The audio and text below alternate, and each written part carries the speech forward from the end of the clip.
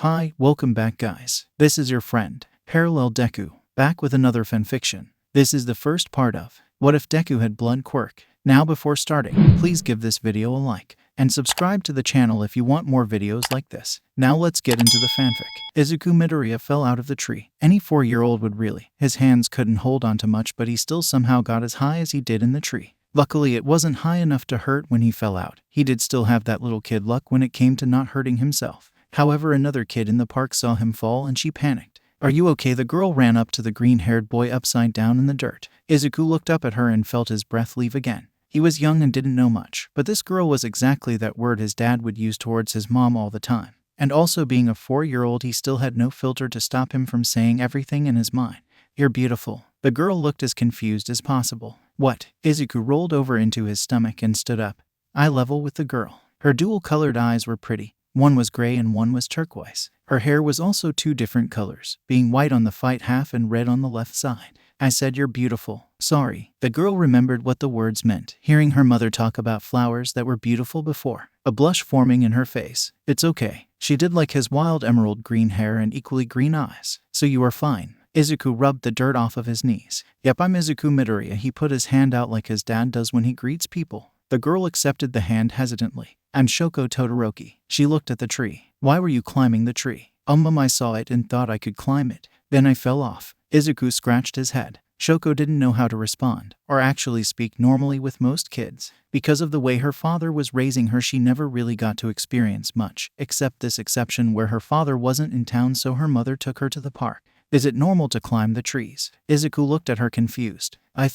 like it." "Have you ever climbed a tree?" Shoko shook her head. "I don't really leave my house." Izuku pointed to the tree. "I can teach you to climb the tree." Shoko looked nervous. "I don't know if I can." She looked behind her to her mother a couple of meters away, who was watching. Her mother waved her off, allowing her to go with the boy and climb the tree. "I guess I could." The green-haired boy smiled. "Okay, here is the first step. You get near the tree and grab it like this." Izuku jumped at the tree and grasped it. Shoko tried to mimic Izuku and did it almost successfully, slipping with one hand, but not falling. "Hey, you got this." Izuku cheered her on. Shoko smiled slightly. "This is fun." An hour later of fun for the two, and Shoko had to leave. "Bye, Izuku." Shoko smiled as she waved to him, being led by her mother away from the boy. "Bye, Shoko." Izuku waved back. His father was coming over, so it was time for him to go as well. They both didn't know if they would see each other again. The next time they would see each other, it would be as 2 broken souls. "Did you have fun?" Hisashi Midoriya asked his son as he carried him on his shoulders. "I climbed a tree," Izuku exclaimed. "I saw." "Did you enjoy your new friend?" Izuku nodded. "She was fun, I bet." Hisashi loved his son's enthusiasm, always so energetic and happy. "So are you ready for our trip to the doctor?" "Yeah, I will get to know what my quirk is. I bet it's awesome like yours," Izuku said. "I bet it will be amazing. Your mother is going to meet us there," Hisashi said. Izuku was a late bloomer for his quirk, as fair as his parents know. He didn't grow a mutation quirk, as he still looked like past generation. He most likely had an emitter-type quirk. They would find out when they got to the doctors. The doctor stared at the syringe in confusion. He had just drawn and it wasn't red. It was almost clear, with little specks of white in it. "What's wrong, Yuga?" Hisashi asked the doctor. "It's odd, but I think I found your son's quirk before the test." The doctor held up the syringe. The Midoriyas all looked at the clear liquid. "Is that my?" Izuku wanted to poke the container. He always thought was red, so why was his not? "Indeed it is. I have never seen a quirk like this," the doctor stated. "I have no idea what your quirk entails, but yours is definitely affected by it. Quirk tests are normally started as all quirks leave strands of DNA in the coding for it. Since his is unique, it might take a minute. Let me start working on the file." Quirks are vastly different to handle, and this is the first time I have seen like this. The doctor wheeled over in his chair to his computer, typing away. Minutes later, a ping went off and a man with a crazed look in his eyes ran to his computer. Staring at the screen of information, he gained a sinister grin. He read the address of the doctor's lab where the final piece of his masterpiece was located. Finally, he can make the ultimate weapon and take down his rival. All he had to do was go to Musutafu. "So what can you tell us about his quirk?" Hisashi asked the doctor after they ran some tests. Izuku playing with his action figure that was actually one of his dad, who was a pro hero by the name of Spitfire, known for his flame breath quirk. The doctor passed Hisashi and Inko papers. "It seems like where he normally would hold the DNA coding for his quirk, it is actually empty, and larger than what a normal person would be able to have." "What does this mean?" Inko asked. "Well, to put it in less complex words, picture each quirk as something that takes 1 slot. His quirk seems to have multiple slots, as it would be. He actually does have a boosted healing factor from it. My son could have multiple quirks. Hisashi raised both of his eyebrows. I am not sure how it works per se, but I can always contact a friend who has better understanding of quirks at that level. His quirk definitely is unique. It doesn't fall under his old type anymore. It seems to be a class all of its own. Awesome, Izuku remarked. When do you want us to come back for the next test? Hisashi kept his copy of the papers. You can drop by on. The doctor checked his calendar. Does next Tuesday at 1 in the afternoon work? Hisashi and Inko both nodded. That works. Wonderful. Let me do just a little more checking and finishing these notes before we are done for the day. There might be little tricks to little Midoriyas that we don't know. Izuku perked up. Like what? Why don't we find out? The doctor held a new syringe. May I take another sample to test fire resistance or toxin resistance? Izuku nodded, letting the doctor prick him for another sample of the clear liquid. The doctor set the new sample aside on a cart and nodded. Let me just put some stuff aside and you can leave. Dad, Izuku started poking his father. Does this mean I can't breathe fire? Hisashi ruffled his son's hair. Probably not, or yes, your quirk is a mystery to us right now, son. How about this?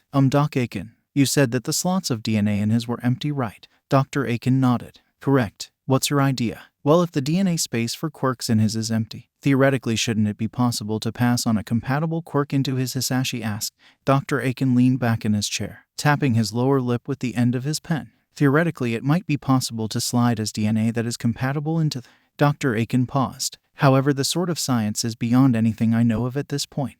Izuku might have a quirk ahead of its time for all we know. Hisashi ruffled Izuku's hair again. Told you that you would get something special. I'm going to be the best hero. Izuku jumped up happily. Wait till Kaken hears this. Inko grinned at her son. I'm sure he will like it. Hisashi held up another empty syringe. Any chance I can store some of my own with my quirks coding in case we do have the opportunity? Dr. Aiken nodded. Certainly, this will be a good test. If his quirk does accept other quirk DNA sequences, then we will be closer to the next stage of quirks as we know it.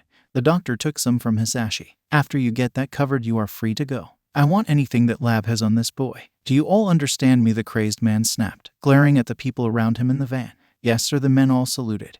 Not wanted to test the fragile patience of their leader. I want this quirk, and I will be damned if that bastard Garaki gets this before me. The man pointed at 3 of the men. You 3 will take anything that Lab has learned since it was discovered an hour ago, and erase everything they have on it once we have stolen it for ourselves. Kill the doctor who discovered this. He pointed at 4 more. You 4 are with me. I am getting that boy and nothing will stand in my way. Outside, Hisashi carried Izuku on his shoulders to the car. Well, that was something, wasn't it? Inko said as she got in the passenger side front seat. Yeah, Izuku said as Hisashi buckled him into his seat. Definitely something to brag to Kaken about. Inko said. Kaken is going to think it's awesome, Izuku said. Hisashi started the car and began to drive. It's definitely something. You might even overshadow my quirk in our family. Can we have Katsuden? Izuku asked excitedly. Definitely. Hisashi nodded. That's when everything went wrong. A giant black van slammed into the car, hitting the passenger side and flipping the car. Hisashi groaned as his eyes regained focus. The car was upside down, his windshield covered in many cracks. Inko Hisashi quickly looked to his wife. She was still buckled into her seat, but was coming from a gash along the side of her face. Hisashi immediately panicked, but he still had to check on his son. Izuku groaned as he turned in his seat to look behind him. His son was safely strapped into his seat, but a bruise and some cuts covered him and he was unconscious. Hisashi groaned as he struggled with his seatbelt, burning through it with his flame breath. He crawled out of the car, groaning, before turning and trying to grab his wife. Get the boy now, a deep voice shouted. Hisashi turned to see the van that had hit them had multiple men coming out in full-body black armor and masks. Were they after his son? Why? Hisashi stood up and glared at the approaching men. Stay away from my family. A slim man whose mask didn't cover his crazy gray hair stepped in front of the others. Hisashi Midoriya, the famed pro-hero Spitfire. You don't know it now, but your line will be an amazing part of history. The man made a motion with his hands. If you would kindly hand over your son, there won't be any more harm done. The man was lying and everyone knew it. Hisashi let his flames rear to life, the flames making his fireproof insides glow a bright orange. I'd rather die than let you touch my son. It must have been about Izuku's quirk, but how did they know so quickly? The man laughed as he removed his white gloves. That is quite within the intentions I have. His hands were actually skeletal, as if made completely from bone. His fingers began to extend into longer, sharp claws. Get the boy while I get rid of this trash, stopping progress. The man leapt through the air at Hisashi, who began to shoot flames out of his mouth to burn the man out of the sky. The man crossed his arms to protect his face from the flames. Knowing his gear would protect him from the flames, he swiped at Hisashi, who caught the man's arm and swung him over his head, slamming the man into the ground. Before Hisashi could attack again, the man moved and swiped his claws at Hisashi, slashing his leg. HNNGH Hisashi groaned as he fell to a knee, the cuts not being shallow at all. Hisashi slammed a fist into the man's mask, shattering the glass over the left eye. This hit didn't come without a price as the man cut up Hisashi's right forearm. Hisashi spat out more fire as he didn't relent any part of his assault. The man wouldn't back down from anything either, continuing to get a few cuts into Hisashi. The back and forth ended when the man swept Hisashi's legs and the fire hero fell over. Could have done this the easy way, less painful death. The man stood over the bleeding Hisashi. You can't stop progress. He prepared to slash Hisashi's throat, but a painful ripping in his hand stopped him from doing it. His fingers all actually got ripped off of his left hand. Get away from my husband, asshole. Inko weakly stood up, having made her own way out of the car. Inko, take Izuku and get out of here. Hisashi kicked the man who was still in shock over his fingers. Hisashi releasing flames at the other men who were after his son. Standing weakly on his one leg, Hisashi and Inko took a breath as she went for Izuku, who was still unconscious. Go, Hisashi said. Not wanting to waste a second, he slammed into another one of the men, throwing him into the concrete. Inko nodded and took Izuku in her arms, running quickly. Hisashi stood in between these men and his family, and he knew he wouldn't allow them to touch them as long as he breathed. He could hear sirens as someone must have called the police about this villain attack. Mr. Midoriya, the leader spoke, no longer caring about his loss of fingers on his right hand. He could always make replacements. If you move out of the way, I promise your death will be quick. Hisashi grit his teeth, forcing every bit of his quirk to go off. Sun flames, Hisashi shouted as he sent out a large amount of flames. Almost white in color, and the heat could be felt for blocks, as well as the brightness of the flames. Hisashi couldn't see through his flames to know if he got them all, but he could only hope he did.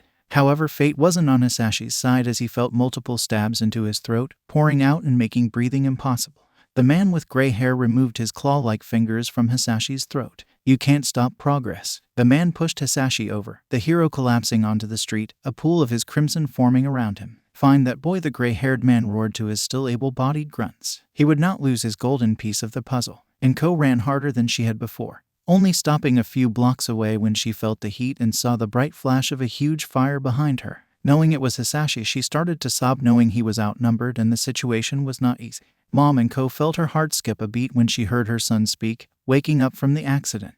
What happened? Sweetie, everything is okay, Inko said as she covered her son's face, putting it in her so he couldn't see how badly she was hurt. Where's Dad? Izuku asked. He remembered getting happy about dinner and he felt hurt and itchy. He will be back, I promise. Inko felt her nerves tearing her apart as she tried to console her son. Just keep your eyes shut and try to think of how Kaken is going to react to your quirk. Izuku nodded, even though his mind wouldn't stop trying to wonder what was happening and why his mom sounded scared. Give me that boy. Inko heard the voice of that evil man shout. She didn't dare think of the implications of him now being after her and what it meant for Hisashi, or how he even found them. A van swung itself a few meters in front of her and stopped, the back opening, and a few more of the men in masks jumped out, blocking her path. What do you want with my son? Inko gripped Izuku tightly, stepping back a few steps. Your son is the final piece of my golden puzzle. The man took a few steps towards Inko, drops of his dripping off of his fingerless left hand. I won't hesitate to make you join your husband in a painful way. Inko was surrounded. She had no real hero training, and she doubted that man would let her live no matter what. She had a few years stream down her face and noticed the alley beside her. Seeing one of two options at that point, she went with the one that would give Izuku at least some time. Putting Izuku down, Sue pushed him towards the alley. Izu, run, Inko shouted. Izuku got confused but quickly began to run through the alley, not questioning his mother's tone. Inko turned her back to the alley, tears rolling down her face. You won't touch my baby while I can still stand here. The man glared at her, the last obstacle between him and his prize. You won't be alive when I get him. He approached Inko. Inko used her final moment to wish someone would protect her son. Izuku stopped down the alley, turning around to see if his mom had followed, and he wished he hadn't turned around. Seeing his mother fall to the ground made Izuku start to cry, realizing the severity of the situation he was in. Bad men were after him, and they hurt his parents who were defending him. He couldn't waste the actions of his parents and turned back and ran farther into the alleys. Get him, Izuku heard a voice shout from behind him. He still kept running, trying to take different paths to not be easily found. Sadly, he was 4, and as such had way smaller legs than the grown men, one of which actually had a speed-based quirk. The guard ran up on Izuku and chopped at the back of his neck, making the boy fall over. The man grabbed Izuku by his arm tightly, grabbing a wakiatake with the other. I have him, Commander. The guard spoke into the device. Izuku struggled as hard as the 4-year-old could. Let me go. The guard smacked Izuku over the head hard, Quiet you, Izuku started to cry as he still struggled. Quit struggling or I will give you something worse to cry over. You shall not harm my golden piece, the gray-haired man ordered as he came into view. Eyeing the boy, he grinned. You are going to help me revolutionize the world as we know it, boy. The man gave Izuku a crazy grin through his shattered mask, before injecting Izuku with a serum to knock him out. All Might has seen many bad scenes over the years. Villains would always turn to twisted acts to get what they want to achieve, but every time it left a pit in his stomach. This time was no exception. It seems like the unknown villains attacked as they were going through the intersection, Detective Tsukachi said as he pointed to the street the van first came from. A witness claimed they had a leader with gray hair not hidden by his mask. The man was reported to be after who was implied to be the son, Izuku Midoriya. All Might looked at the black tarp covering the body of someone he had considered an excellent hero. Hisashi Midoriya, the number 9 pro hero Spitfire, had passed away from his wounds. It sickened him that such a great man died in the street in cold. Seen by many of the people, Hisashi himself had worked hard to protect from a similar fate. Where is the wife and son? All Might asked. He had met the Midoriyas at one point. Such a lovely family that didn't deserve a horrible event. I sent a few squad cars in Kamui Woods down that way. Tsukachi pointed down a street. Inko Midoriya fled that way with her son at the order of Spitfire, who held back the villains before they. Tsukachi, as much as he tried to be a man of control, choked on his words. Almost every law official and hero in Musutafu knew Hisashi. The man might not have been the number 1 hero in Japan, but he had the hearts of everyone who lived in Musutafu. Tsukachi wiped a tear. All Might out a hand on Tsukachi's shoulder. You don't have to say it. All Might started walking down the street towards where the living Midoriyas were last seen. I will find them. All Might used his incredible strength to run so fast he was a blur, trying to spot anything that would help him find the Midoriya. Instead of a clue, he found a Midoriya, Inko Midoriya to be exact. He had arrived at the same time as Kamui Woods, who was covering the woman with a tarp. We didn't make it in time. Kamui grit his teeth. The son isn't here. All Might looked around. The woman had passed in front of the alley. Was there a chance that the boy could have fled? He doubted it, but he still had to check, because if the boy was there and he didn't search, he wouldn't forgive himself. I'm going to search the area, All Might stated as he ran into the alleys. But Izuku had already been taken. It was too late. The next day was a quiet one in Musutafu, Japan. The announcement of the tragedy the night before had spread all over Japan of the death of Musutafu's prized hero Spitfire, the death of his wife, and kidnapping of his son. A lab that was reported as where quirk tests were happening on Izuku was also attacked. Luckily no one was harmed too bad there, only the files on the son were stolen. Musutafu had a day of silence in respect of their beloved hero and his family. Everyone praying that Izuku Midoriya would be found and taken into safety. A family known as the Bakugos were taking it the hardest in the city, being close friends of the Midoriya. No one questioned it at all when Mitsuki Bakugo couldn't so much as leave her bedroom being such a mess. Katsuki Bakugo, known as Kaken among other 4-year-olds as the nickname the missing Izuku Midoriya would call him, had shut in also, not wanting to talk to anyone. Izuku woke back up, strapped to a chair in what looked like a doctor's. Didn't speak out of fear, his last memory being of that horrible man poking him with a syringe with something in it. You're awake finally. Izuku heard the man speak from behind him. Good, I was getting anxious to begin. What do you want with me? Izuku tried to move his arms. Don't try it. I tightened more than your little arms could break out. What I want with you is science. You are a key to the future. The man walked in front of Izuku and he could see his real face. A large burn covering his left cheek, and 2 crazed purple eyes were the first things Izuku noticed. Your quirk is the next step in evolution, and I want to use it to guide humanity correctly, even if they don't want it. Izuku felt a shiver down his spine listening to this man talk. He was obviously crazy. How? Quirks take up space, just like any strand of DNA that make humans what we are. But you, the man jabbed Izuku with a syringe he had, drawing out the boy's unique, have much more space than anyone, as if you're as just eager to take its place in history as the first of the next line. Izuku watched as the man took the contents of the syringe, poured them into a vial. What are you going to do with me? You are going to become the first of many, the man said as he took notes. Izuku Midoriya is dead. You are now Weapon 78. 5 years later, Aburo Shirakumo couldn't take it anymore. He had been kidnapped and used as a test subject by this crazed man, who he learned was named Maruta Shiga, an evil man if there ever was one. He apparently wanted to create a super weapon to help guide humanity into the next era, as he called it. Aburo didn't know what it was, but he could hear screaming somewhere in the complex he was hidden. Pain screaming of someone who sounded too young to even know life was like this. It burned into Aburo that he wanted to help the poor soul who was being harmed, but he could never escape his confinement, trapped in a room to be used as a guinea pig for that the bastard Maruta claimed was the key to the future. If it could be called, that was not even red like everyone else's. It was almost like liquid glass. It made him sick, and that itself infuriated Maruta, claiming that humans couldn't just accept the next step of evolution.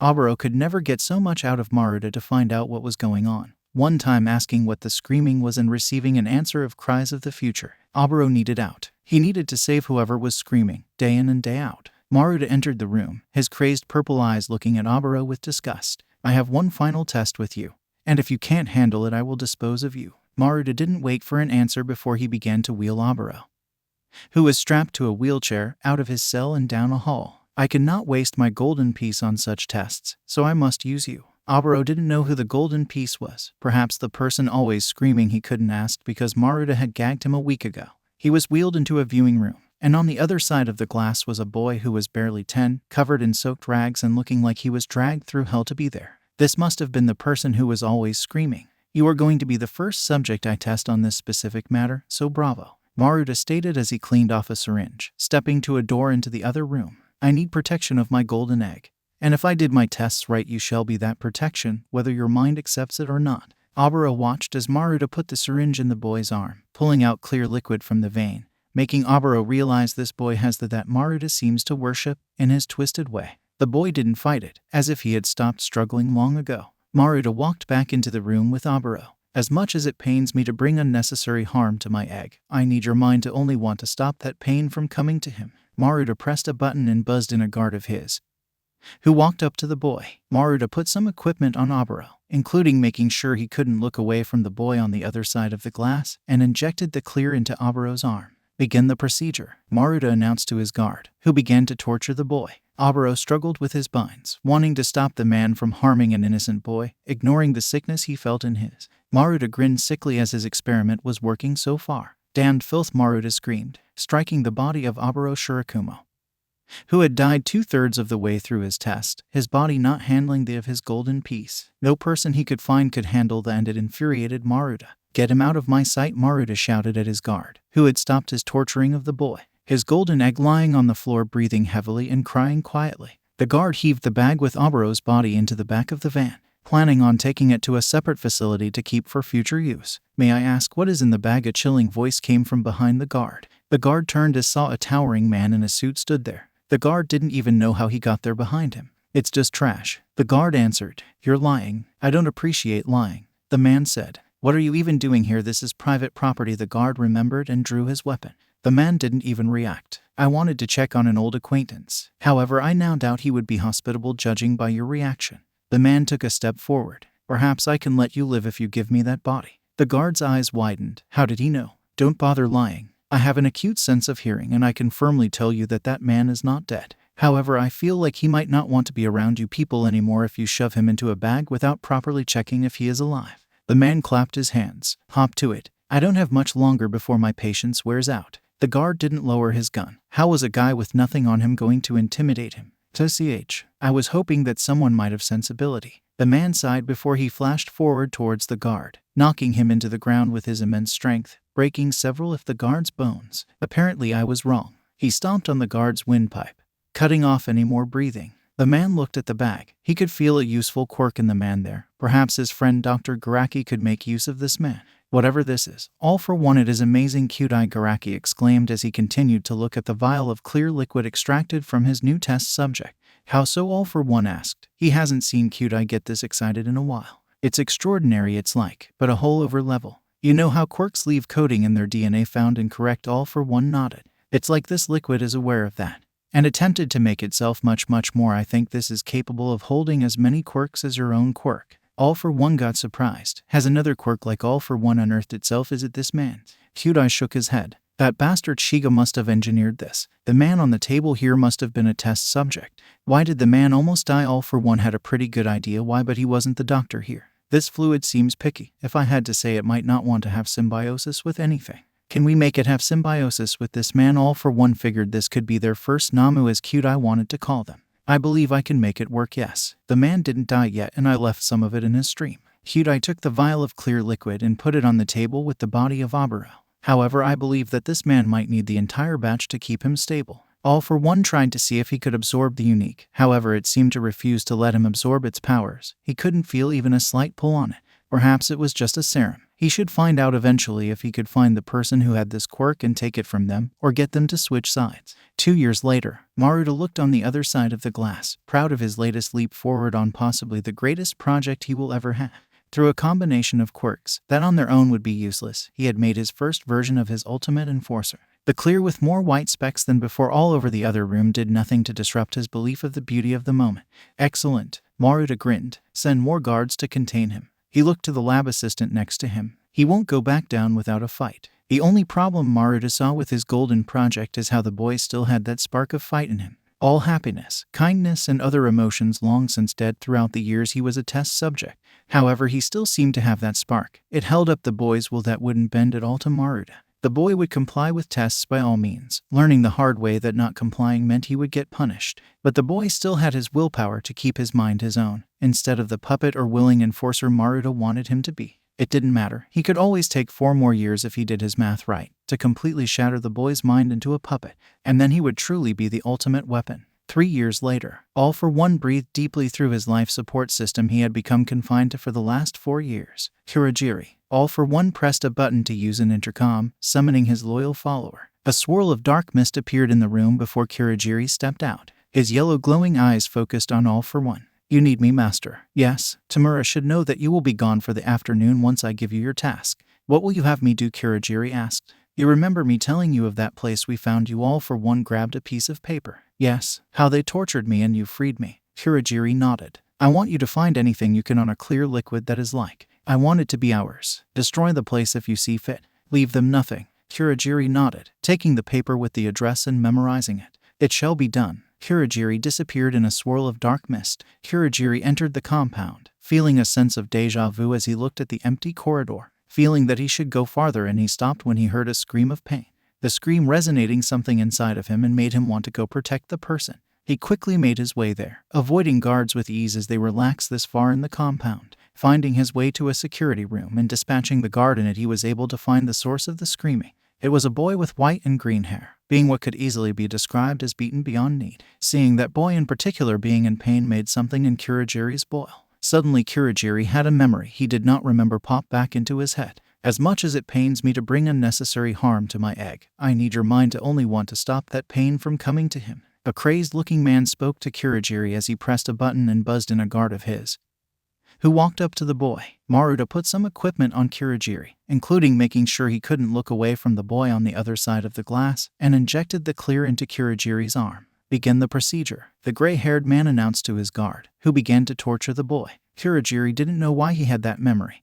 Maybe it was blocked off from trauma. Even knowing that the need he felt to protect the boy was implanted, he still needed to get that boy away from these monsters. He couldn't return him to All for One because he had a moment of doubt that All for One will be kind to this boy. He also needed to destroy proof that this boy's was the actual liquid, and that the liquid wasn't more than just a serum concocted by Maruta Shiga. Kurogiri looked at some papers and read them, finding a name for the boy, Izuku Midoriya, or Weapon 78 as Maruta wrote down. Kurogiri remembered taking walks around Musutafu and knowing that Midoriya was the name belonging to the late hero Spitfire, someone Musutafu still grieves over a decade later. Perhaps he can call in and have them raid this compound, freeing the boy. However, he needed to make sure the boy would be free. He fell to the floor, cracking his jaw that immediately healed itself. For a weapon, you sure are weak. The guard laughed as he adjusted his grip on his staff. However, your healing is definitely something. He couldn't take it anymore. The constant pain, tests on him, loss of, and endless torture had finally reached a tipping point. He used the strength they have him and broke out of his binds, jumping up at the guard, large pointed bones erupting from his forearms that he stabbed into the guards. Kurogiri's eyes widened as the boy snapped on camera.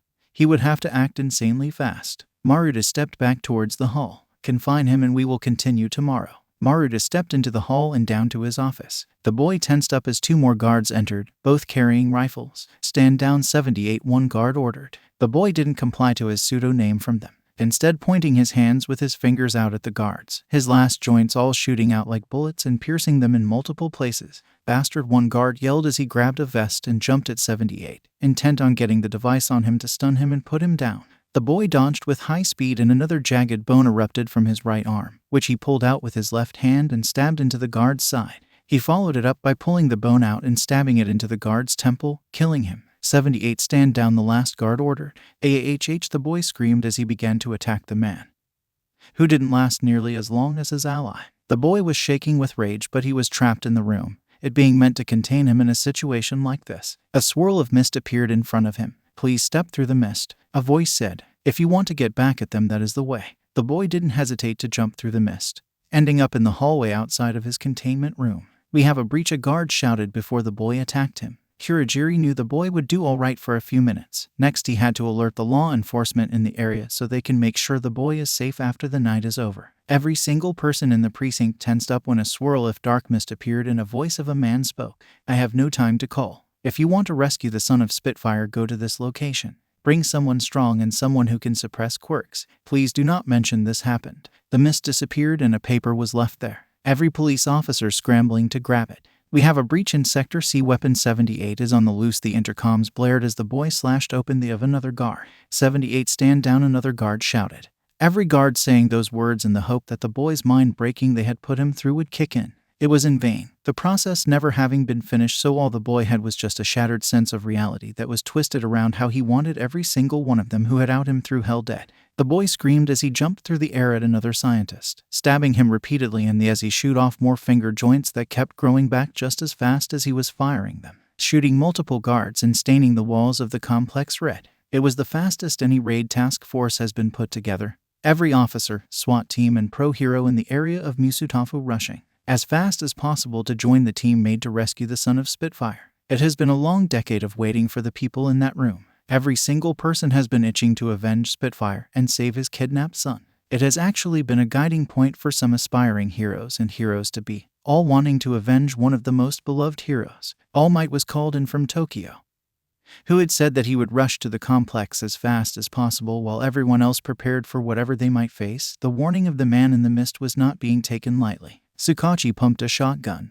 "You all know why we are here. A team of villains murdered a great man in cold and kidnapped an innocent young boy. We don't know what we will see, but we will make Hisashi proud of us here tonight." Every law enforcement officer in the area whooped and began to load into vans. Maruta didn't know how 78 was outside of his containment. He had to go sort this out himself before it got too out of hand. Weapon 78 has made it into Sector E. Repeat. Weapon 78 has made it into the intercom cutout, but not before the sounds of ripping was heard. Maruta cursed. He can't let his golden egg destroy all of his work. The boy known as 78 threw a guard into a server tower, shattering the machine under the force he used. Another guard tried to shoot the boy, but he used another forced upon him ability to react faster than he should have and dodged the bullets. Getting behind a wall, the boy created a shield from bones that sprouted out of his ribs, covering his midsection. Making guards for his arms, he jumped out of cover, holding his arms over his face to prevent any bullets from hitting it. Rushing at the first guard who was shooting hit, he made spikes of bone sprout from around his shield, impaling the guard in several spots. Rumi Yuzujiyama arrived at the complex, eager to avenge her childhood hero. Kicking down a door, she saw several guards aiming at a door away from her, all of them whipping around and facing her, not quick enough to save themselves from her quick attacks. Incapacitating all of them, she held her hand to an earpiece. "I entered through the south," Rumi said into her earpiece. Normally Rumi wouldn't work with anyone, only ever dreaming of working with her childhood idol Spitfire. But that dream was cut a decade ago. Now was a special occasion since she had the chance to save her idol's son from whatever hell these bastards put him through. No way would she pass it up. No matter how many people she had to team up with, and there were many people involved in this. "I have entered through the East Tower." All Might broke down the door in front of him, seeing a tunnel that led underground. He heard an intercom go off. Weapon 78 is locked down in Sector E. All personnel equipped report to Sector E to contain Weapon 78. All Might didn't know what Weapon 78 was, but whatever it was definitely causing bomb disturbance. "I am investigating this Weapon 78. All Might said as he memorized a map that said where each sector underground was. "Tread with caution. It sounds like Weapon 78 is one of theirs. That is not nice." Tsukachi spoke through the mic. "He's over there," a guard shouted as he aimed his gun and started to fire, hoping a bullet would end the homicidal teen's rampage. The boy took several bullets to his right arm, which he ignored as he flashed towards the guard, pulling bones out of his opposing arms to hack at the guard as his wounds began to visually heal fast. "This brat's a demon," another guard swore as he decided his jump wasn't worth it and tried to run, before a bone embedded itself in his spine. The boy heard slow clapping as he killed the final guard in the area. He snapped his head and faced the man who had caused him hell for 10 years. "Bravo, my golden egg. Bravo." Maruta clapped. I knew you would be a marvelous weapon, but this much devastation with no proper training, I can only imagine how you will grow under my teachings in the next few years. The complex above ground was quickly taken by the heroes and police, half of the guards having gone underground to stop this Weapon 78 from breaching containment.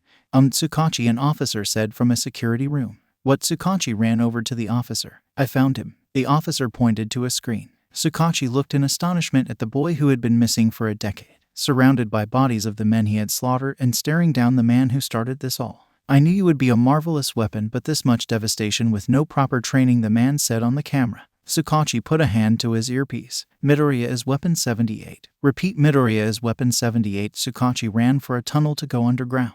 He is being confronted by the leader right now. Hurry. The boy glared at the man with so much hate, no longer trying to hide his only emotion he could feel anymore. Don't be like that, 78. This was a good little break for you, and now I know the multiple quirks you have now are wonderful together. You truly are a golden egg. Stop calling me that, the boy shouted, spikes of bone erupting from his hands. I am not a damn egg. Maruta didn't even seem fazed by the yelling. Yes, you are a golden egg. Stop calling me that, the boy growled. Every law officer not containing the left alive guards crowded the security cams to watch the scene. All Might ran down the corridors, trying to find where Izuku was. He had to hurry. Rumi found the area. She could hear shouting on the other side of a thick metal door. Rumi screamed in frustration as she couldn't break it down. She was so close to avenging her idol, and a damn door that was locked was blocking her. Maruta made his one intact hand erupt into much larger bone claws than he had used on the boy's parents. I believe it is time for the egg to go back to his room. Rage crossed over the boy's face even more. He yelled before he jumped at the man, more bones sprouting over his body. Maruta blocked the attacks of the boy. Being more trained than the boy have him an advantage over the murderous rage somewhat. However, it didn't last as the boy slashed off Maruta's entire left arm. It made Maruta fall over in pain. Maruta managed to kick him away as he fell. I'm going to make you feel how I have for the past 10 years, the boy shouted as he stomped towards Maruta, ready to make this man die. Move out of the way, Miss All Might shouted as he charged past Rumi and broke down the door. The giant locked metal door broke down and Rumi and All Might entered right as the boy stood over Maruta. I made you the next step in evolution, Maruta shouted at the boy. It was not suffering. He couldn't believe the boy was defying him. The boy slammed his fist with bone spikes into Maruta's. I haven't felt safe in 10 years. The boy began to repeatedly stab bones into the crazed scientists, cutting up everything inside. I hate you, he kept shouting over and over again. All Might and Rumi didn't know how to react at first, the boy's pure hate scaring them both momentarily as he hacked into the man who has caused him so much pain.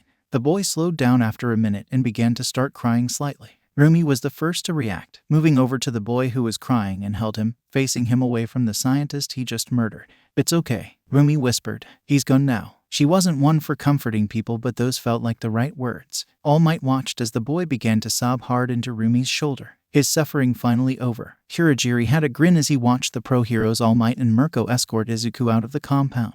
Rumi felt slightly miffed that at this point the boy hadn't so much as moved more than a meter away from her, making her an escort. She wasn't complaining by any means, she just wasn't expecting the boy to latch onto her of all people. Right now she was beside him in a clinic, where Recovery Girl was trying to check on his health. He was tensing up too much and looking like he was on the verge of freaking out just being in the clinic. However, Rumi's presence and her saying it was fine did help him somewhat. The hardest part was when Recovery Girl needed a sample and he actually did flip his shit for a second at the sight of a syringe, bones sprouting from his arms in self-defense. Rumi managed to get him to calm down so Recovery Girl could get the sample after a few minutes. Whatever those bastards did to the boy made him not like anything resembling a hospital. Recovery Girl had been consoling as well. Her many years of experience helped her know how to work with a disturbed patient.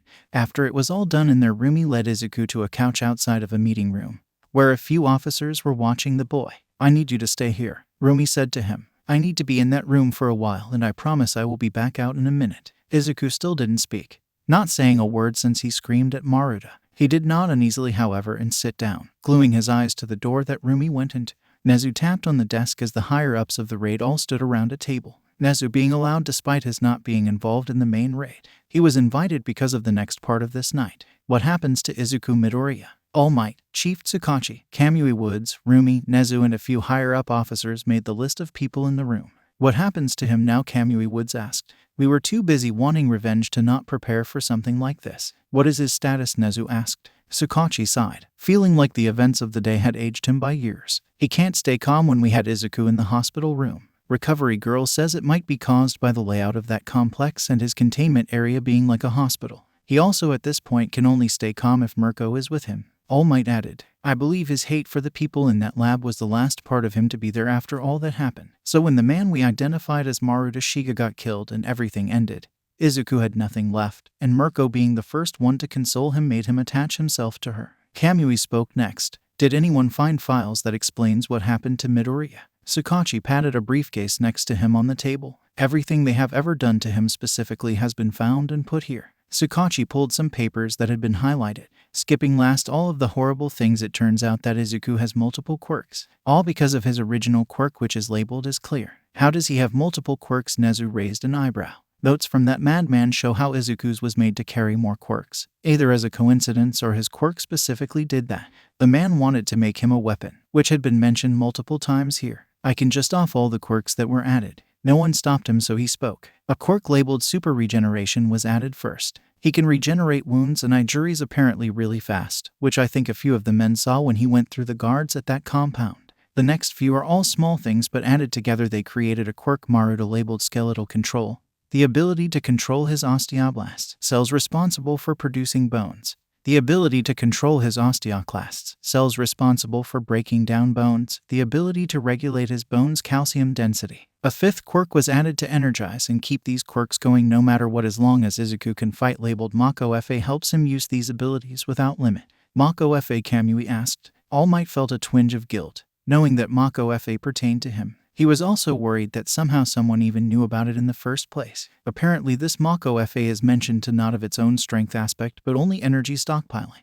Sakachi read the notes. It's just a battery for the boy. He also has quirks labeled senses, which boosts his senses greatly. A reflexive quirk that gives him reflexives on the verge of premonitions pretty much. And a final quirk labeled super strength, which makes his strength and speed be high up there on the scale of strength. Quite a list, Nezu remarked. That takes away the mystery of him taking down a whole compound of guards. His mental state isn't exactly healthy right now, Kamui stated. What do we do with him? Rumi spoke for the first time at that meeting. Let him stay with me. Everyone looked at her confused. Mirko, with all due respect, he isn't calm around anyone but me right now. Rumi cut off Nezu. I don't like people, but he is the son of a man who saved my life when I was his age. Let me return the favor and save his son from himself. Mirko, he isn't stable. He could very well attack you if he has a breakdown.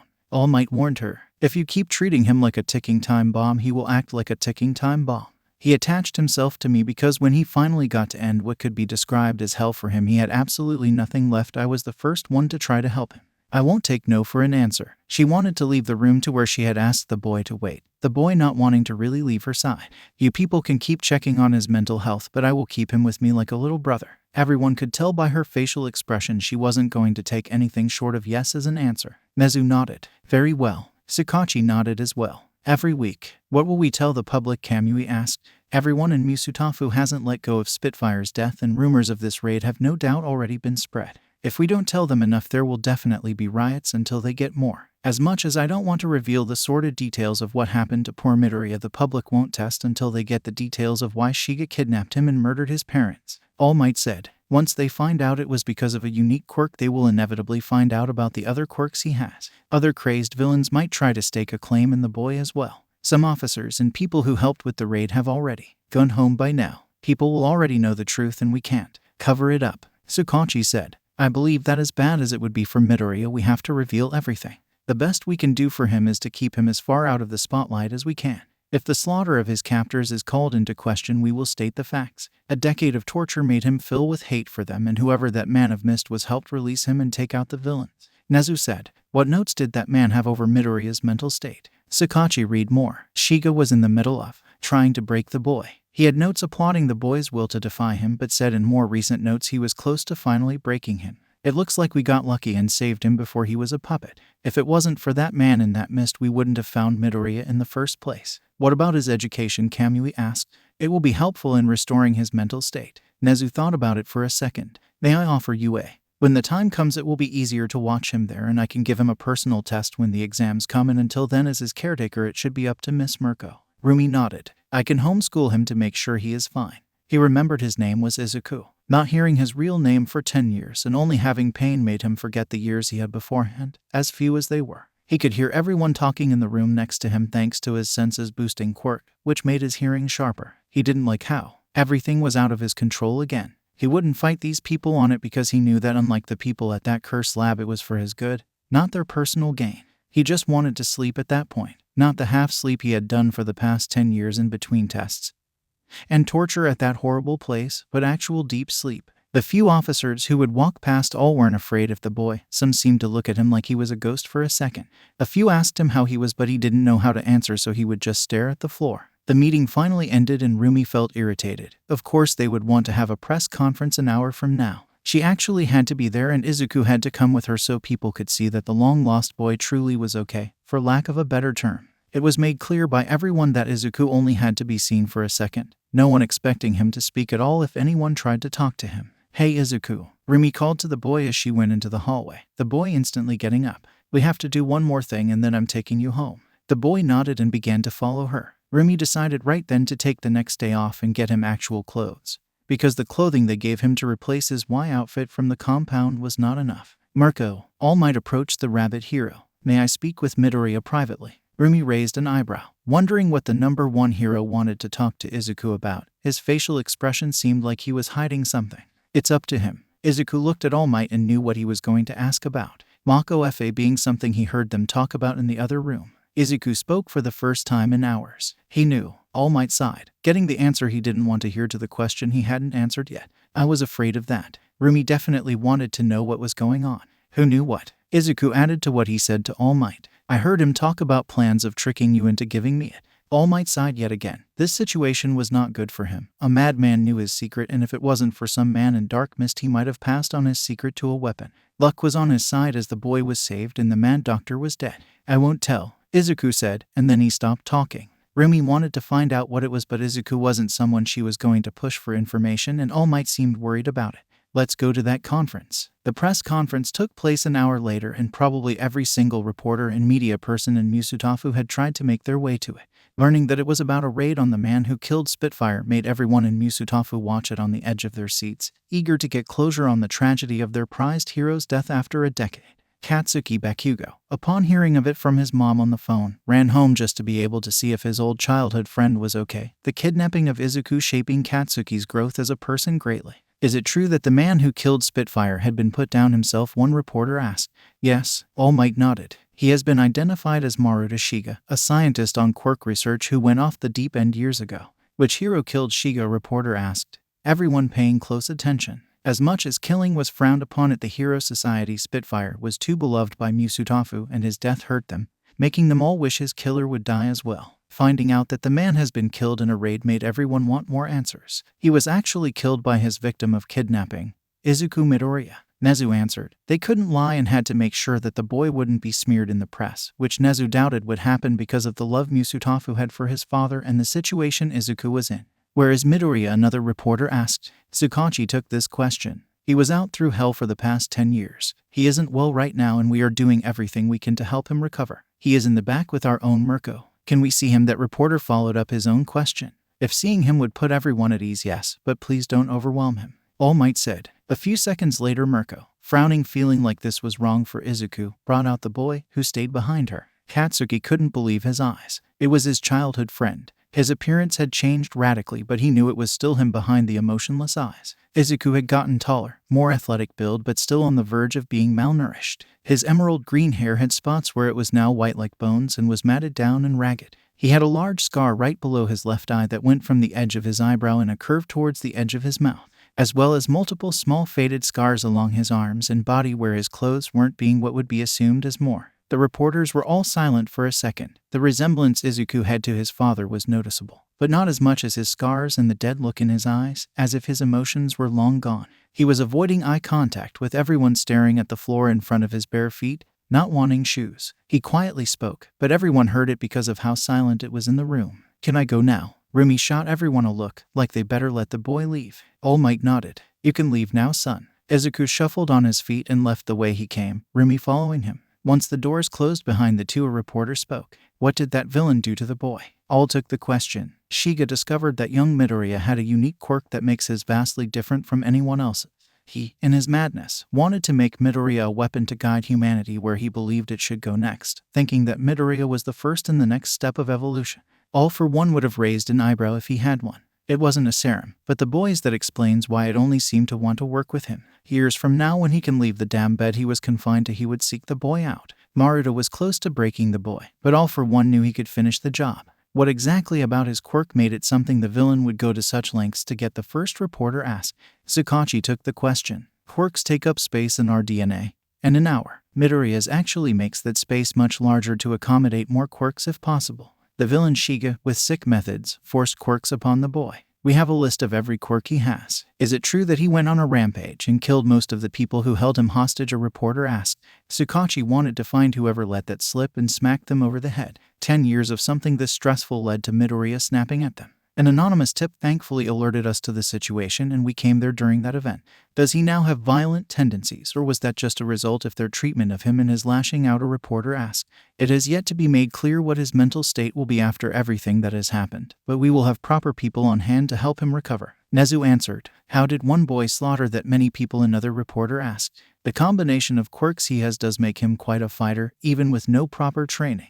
He ironically used what they forced upon him to return the harsh treatment of him back. What will happen to Midoriya now? The first reporter asked another question. Kamui took that question. He doesn't feel safe or calm at the moment around anyone except Mirko, who was the first to reach him during the raid. She has volunteered to watch over him, and for the foreseeable future it will stay like that.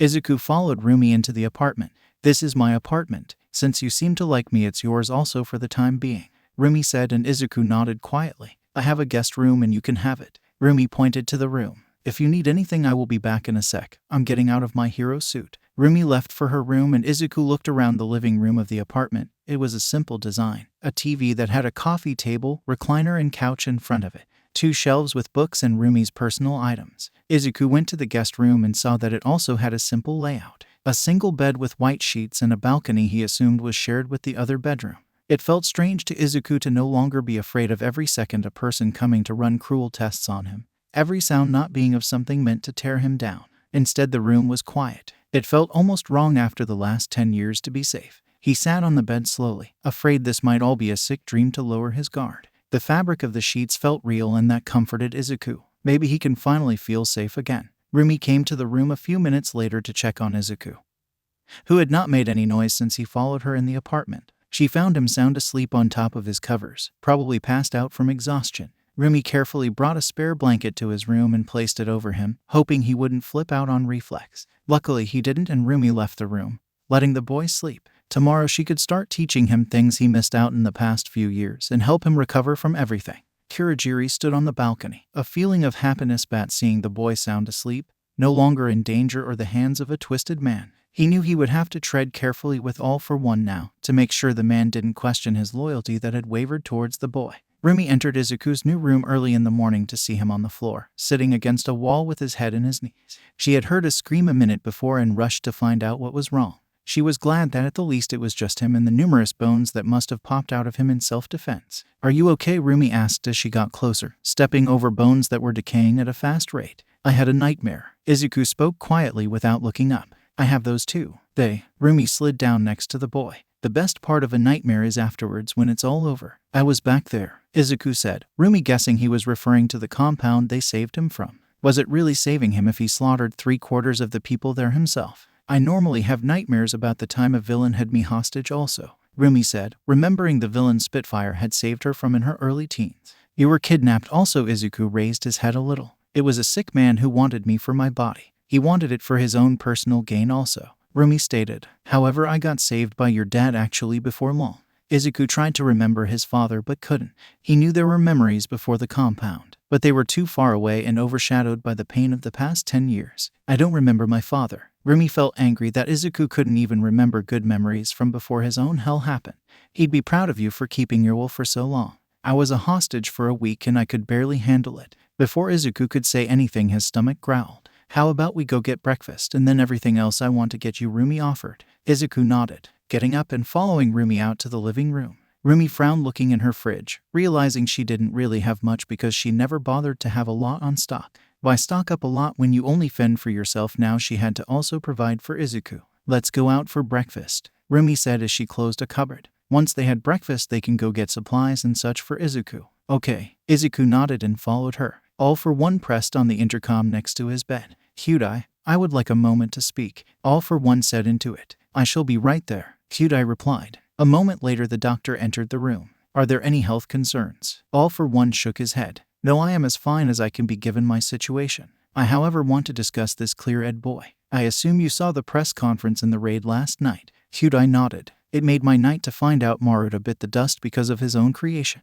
I knew that he couldn't have created a serum and was just stealing from someone. His arrogance was his downfall. The man was always a blind fool. All for one let his friend speak ill of his rival for a moment. Yes, however, onto the boy more so. Those foolish heroes have revealed too much and I believe we can use this to our advantage. How close do you think Maruta got to breaking that boy? Kyudai took a second to think about the methods he saw his rival use before they hated each other with ferocity. If the few seconds that boy was on screen supplied anything, it was that he was close. I know his methods, and he would have made it so the boy's mind was so warped that Maruta's will was the only thing that mattered, much like our Namu's. However, if the reports of last night's raid suggest anything, the boy was close to breaking completely in that manner. I have no doubt that the boy has no will of his own for the most part. He probably found the first person and attached himself to them and what they want. How hard would it be to break him into one of us? All for one knew he could break the boy if he wasn't bedridden, but Kyudai has enough of his own methods to help all for one. If not, he could always break the boy into a puppet bodyguard for Tamura. If we get him here, it should be no problem at this rate. However, we should make sure not even an inkling of a connection is there for him to hold on to, Kyudai stated. However, since he has had an incomplete process of mind breaking, I believe that there might be symptoms and effects to the boy. Like what all for one asked. Like a spasm of the mind, for example. He might suffer from searing headaches and mental traumas, might strike out an impulse at people now that he knows he can fight back in self-defense. All for one had an idea. The heroes all were playing themselves for fools the night before, revealing the sordid truth of that compound and what happened to the boy for 10 years. What was worse was that they in their infinite stupidity revealed that the boy had numerous powerful quirks and mental instability. He could easily manipulate the fools in Musutafu against the boy, and when the boy had no way to go or person to trust, all for one could be there, offering an open hand to a world that would hold him in a regard of the superiority has made him. Let the heroes believe that they have him for now. However, I would like some of his to bide time. Make a new powerful Namu perhaps with it. Kyudai grinned. I know exactly which one to send to get some. Rumi had never seen someone so confused by the sight of a normal breakfast, and it hurt her a little. She watched him poke it and knew he was probably still doubting his release from the compound was real. She wouldn't call him out for it because she was not that. She would let him take his time adjusting. One other thing she wanted to say something about but couldn't were all the people who saw them on the street. Apparently everyone in Musutafu had to see that press conference the night before ban. They all had one of a few reactions upon seeing the boy. Either 1. Stare at him like a ghost because of his resemblance to his father. 2. Stare at him in wonder because of the news of his powerful arsenal of more quirks and the fact that he took down a compound basically by himself. Or the final one that made Rumi mad, actually being worried around him because of what was said about his mental health and how he actually ruthlessly killed about 40 people. Even sitting down in a diner, people would keep looking over and Rumi could tell some were waiting to hear him speak or do anything. Ignoring them, Rumi spoke to Izuku. After breakfast, I was thinking first we go get you some clothes. I doubt you want to wear just those every day. I'm also making you get shoes. It has to hurt walking everywhere barefoot. Izuku poked his eggs a little as he ate slowly. I don't mind. Walking like this isn't bad after having drills making holes in my feet for tests. It wasn't what had happened to the boy that bothered Rumi about what Izuku just said, even though that itself was horrible. It was the way the boy spoke calmly about it and shrugged off something so horrible that happened to him, like worse things have happened. Rumi fixed herself. You might be fine, but you should still have some shoes. Okay, Izuku responded quietly, not arguing. He didn't like how he could feel people staring at him, waiting to see what he would do at any given time. He continued to eat, but the looks made him nervous. A few minutes passed and soon people stopped watching as much. It was almost normal, but it was quickly ruined. Izuku's head throbbed and his vision became flashes of black and white splotches. He felt like his head was on fire. Izuku fell out of his seat, clutching his head in pain, screaming like he was being attacked, and dozens of bones sprouted out of him hectically. Everyone jumped out of their seats away from the boy when it happened except Rumi, who had gotten startled definitely, but she didn't jump away. Rumi didn't know how to approach the boy while he was screaming. His bones could cut her for all she knew. After a few seconds he stopped screaming but was still holding his head in pain. Rumi moved slowly towards him and out a hand in his shoulder. Izuku, are you okay? Rumi felt like an idiot asking that. Of course he wasn't, but what was she supposed to ask? Izuku made a sound close to a whimper as his grip on his head lessened. His vision started to turn back to normal. Rumi decided to add a new item to the agenda. She was going to take Izuku to Recovery Girl to see what the hell that just was. Recovery Girl tapped her pen against the papers. Rumi had brought that poor boy back to her because he had some sort of mental breakdown. Going over files retrieved from the compound and checking on the boy, she had a clear picture of what had happened to him. She hadn't seen it in quite some time. It was a good thing Rumi had taken to the boy who latched onto her. She can definitely help his recovery mentally. What is it? Rumi asked. I am sure you are aware that the man who tortured this sweet boy tried to break him into a puppet. Yes, Recovery Girl spoke. Rumi nodded. What exactly made this happen? That man didn't get to finish breaking little Midoriya. The process he was using left a mental imprint that was unfinished. Luckily, at the point everyone intervened, he can still recover. However, it is like running a program with a bug in it. Occasionally there will be a glitch. What kind of glitches do you think he might have? Rumi was hoping he wouldn't have anything bad. Recovery Girl thought for a second before answering. The episode he had earlier is a good example of things he might experience. He can recover completely from it, right? Rumi asked. He can. It won't necessarily be easy or quick, but there is a path to heal. Can't you just him with your healing powers? Rumi asked. I can't heal mental troubles like that. Recovery Girl answered. Just try to encourage good thoughts in him and help him become whole again. Rumi nodded. I'll do my best. Recovery Girl handed Rumi some gummies for her and for Izuku. He will appreciate it. Hyundai looked at his creation inside of the vat of liquid. It was magnificent given what he had to work with. His Namus all were indeed marvels of science, but because he didn't have that piece that Maruta had, he had to improvise putting more than one quirk in a body. They still operated wonderfully, but the stress of the many quirks causes all of the Namu's brains to cease the capabilities of higher thinking. The only Namu he had been able to make that can think on its own was Kurogiri. And it was because he had that boys as a product inside of him, being the filter and way the multiple quirks can work together simultaneously and not overwhelm the brain.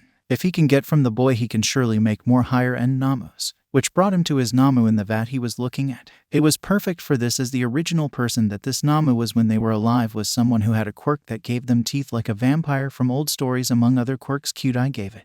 The fangs actually being able to be stored in sacs hidden inside the Namu's upper cheeks. The Namu would follow any order given by one of the three people who had complete control of the Namus. So all Kyudai had to say when he let it out was its task, and it would carry out that task until it was completed or it died trying. Kyudai pressed a few buttons, draining the vat and releasing the Namu. It slowly stood up to its massive height and stared blankly ahead, awaiting a command. Namu, Kyudai said as he pulled out his phone, which had been paused on the press conference the night before where Izuku was seen. The Namu looked at Kyudai with intense focus. I want you to find this boy, Izuku Midoriya, and take some of his. Do not kill him, but fight off anyone who steps in your way. I want both of your sacks filled with. Do you understand? The Namu nodded as it stared intensely at the screen, memorizing what Izuku Midoriya looked like. I will have you dropped near where his caretaker is holding him once we find his location. Do not chase after or pursue others in any way too much. Just make sure they won't get in the way. Your job is to take some of his, without killing him, and go to this point for extraction once the job is done. When Rumi left the office and gave Izuku the gummies, he was at first confused, not knowing what to do with it. Before they left the grounds of UA, they got stopped by one person, Principal Nezu. Hello, Miss Yuzujiyama and Mr. Midoriya. Nezu greeted. How are you doing on this fine day? Rumi didn't really want to talk to Nezu, or anyone from that press conference. She felt they had revealed too much about Izuku. However, they were literally right in front of him and he was addressing them. As well as Izuku's normal silence, she would have to be the one speaking. Just doing a checkup, Rumi answered. And how are you, Midori? And Nezu looked to the boy. Izuku didn't respond immediately, taking a second. I have mental trauma. Rumi wondered if Izuku was eavesdropping when she was talking to Recovery Girl, but remembered he has heightened senses and probably couldn't help hearing it. Nezu wasn't expecting the boy to be blunt about it, but nodded. It was a tense situation you were in. Izuku didn't react to that understatement. If you need anything, we always have an open door for you, Midoriya, Nezu offered. Izuku nodded, still not comfortable speaking to everyone yet for that long. We have to get going. Rumi spoke. We have a busy day. I won't be keeping you then, Nezu said as he stepped aside to go around them. It was a nice pleasure to see you. The two walked past Nezu, Izuku feeling like Nezu was watching him closely, just like everyone else, waiting for him to explode. Alright, so when it comes to clothing, honestly go with what feels comfortable, Rumi said as she guided Izuku into a clothes store. Nothing feels uncomfortable to me, Izuku spoke. Rumi wanted to curse herself because she remembered earlier when he passed off getting holes made in his feet. She should definitely make a note that she's pretty sure his pain tolerance and being comfortable with clothing was really high. Okay, how about colors? Green or white? Izuku answered. She noticed he had picked the colors of his hair, which made her want to ask a question. She had seen a photo of him before the raid to know what to look for, and back then his hair was all green. Why was half of it white now? Hey Izuku, why is some of your hair white? Izuku stopped looking at a rack of shirts next to him and put a hand in his hair. I don't know. It became like this after the quirks were added. The 3 that make me control my bones. Izuku looked sad remembering the compound. Oh, Rumi replied. She decided quickly to make Izuku feel better with the first words that came to her mind. I thought it was just you copying my hair color. She tried to use a tone to make sure he knew it was a joke. Izuku didn't notice, humor being something he has long since forgotten about. I didn't meet you until yesterday, he replied with confusion. Rumi sighed, remembering that he was taken at the age of 4. Pretty much everything will go over his head. I know, I was making a joke. Izuku still didn't get it.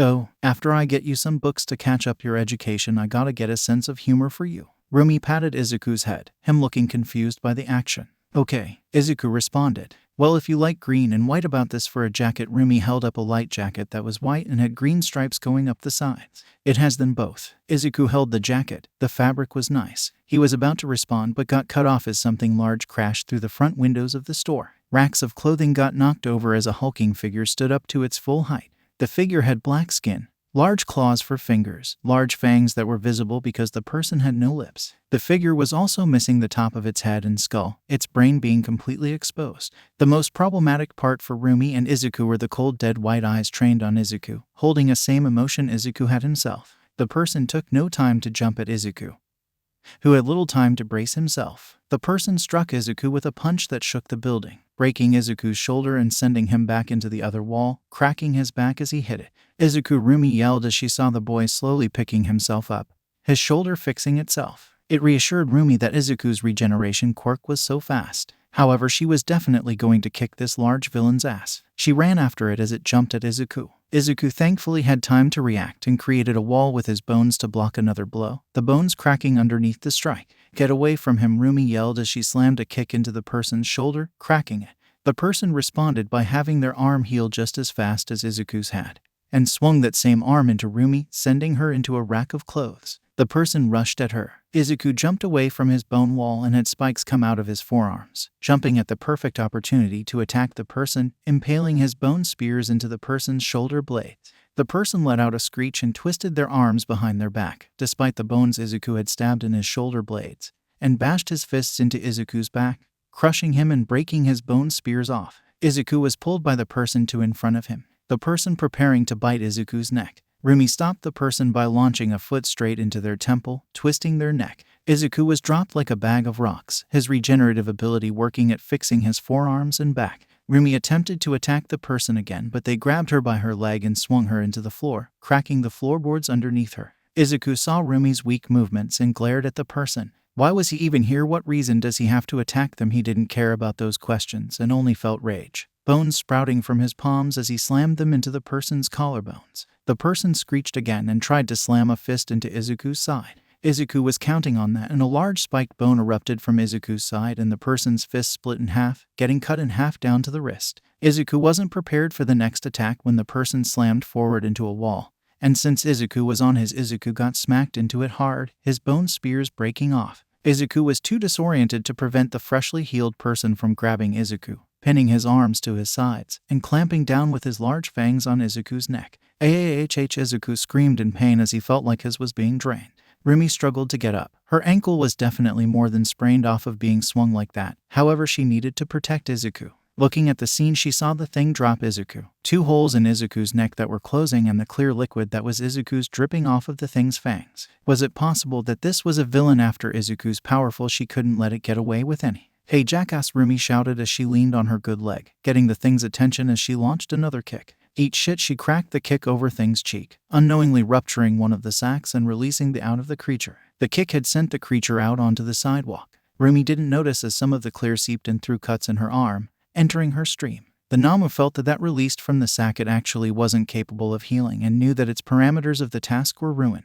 It couldn't return with both sacks, so it had to use just the one. Rumi smirked as the was lost to the creature. All she had to do was break the other one or just dislodge the thing's head entirely, since she had high feelings that this thing wasn't human. Her smirk was gone, however, when the thing screeched again and jumped at her, hitting her hard in her midsection, and she got sent into a wall, falling unconscious as she fell to the ground.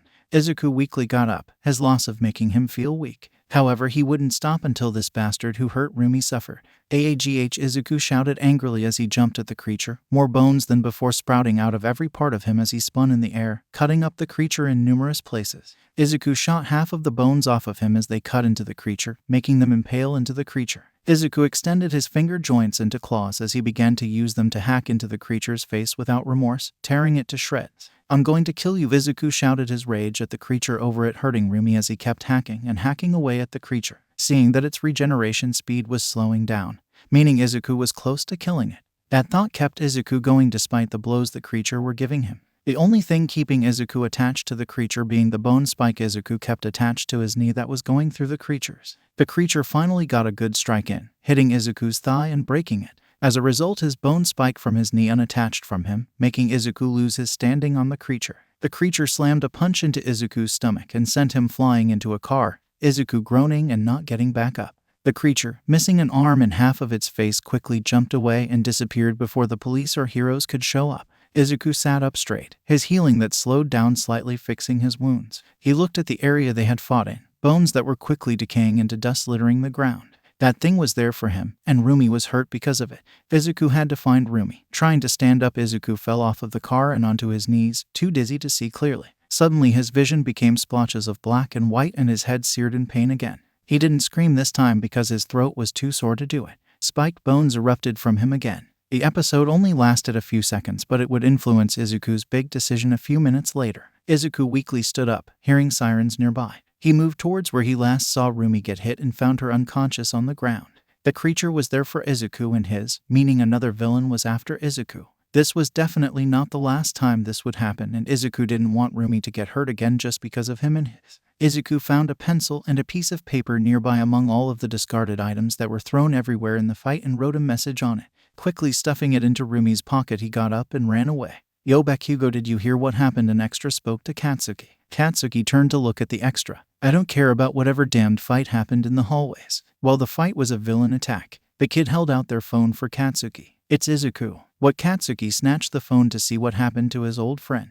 "He is either missing or kidnapped again. The police can't find him and some witnesses say that apparently he ran away," the kid said. Katsuki ignored the kid to watch someone's phone recording of Izuku tearing away at whatever the hell that thing was.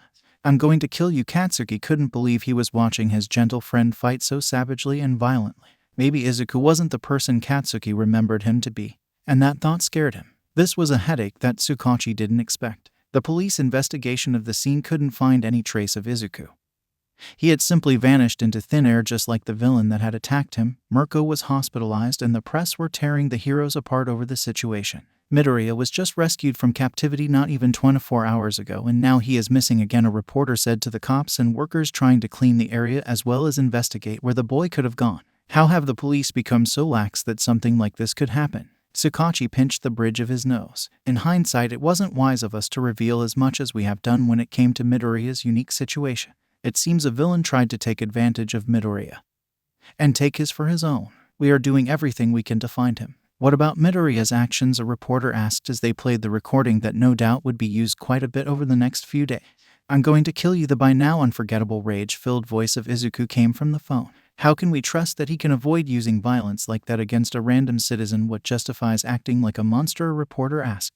"That boy was tortured from the age of 4 for a decade, for God's sake," Tsukachi snapped at the reporter. "He is not going to act like a saint on the first day of freedom." A villain attacked him and he could only use what he had after years of pain. Tsukachi took a breath. "When we find him, we can help him control it." All for One grinned as it was definitely a good day. The Namu had returned in a broken state, but luckily it had managed to keep the amount of for just one more Namu.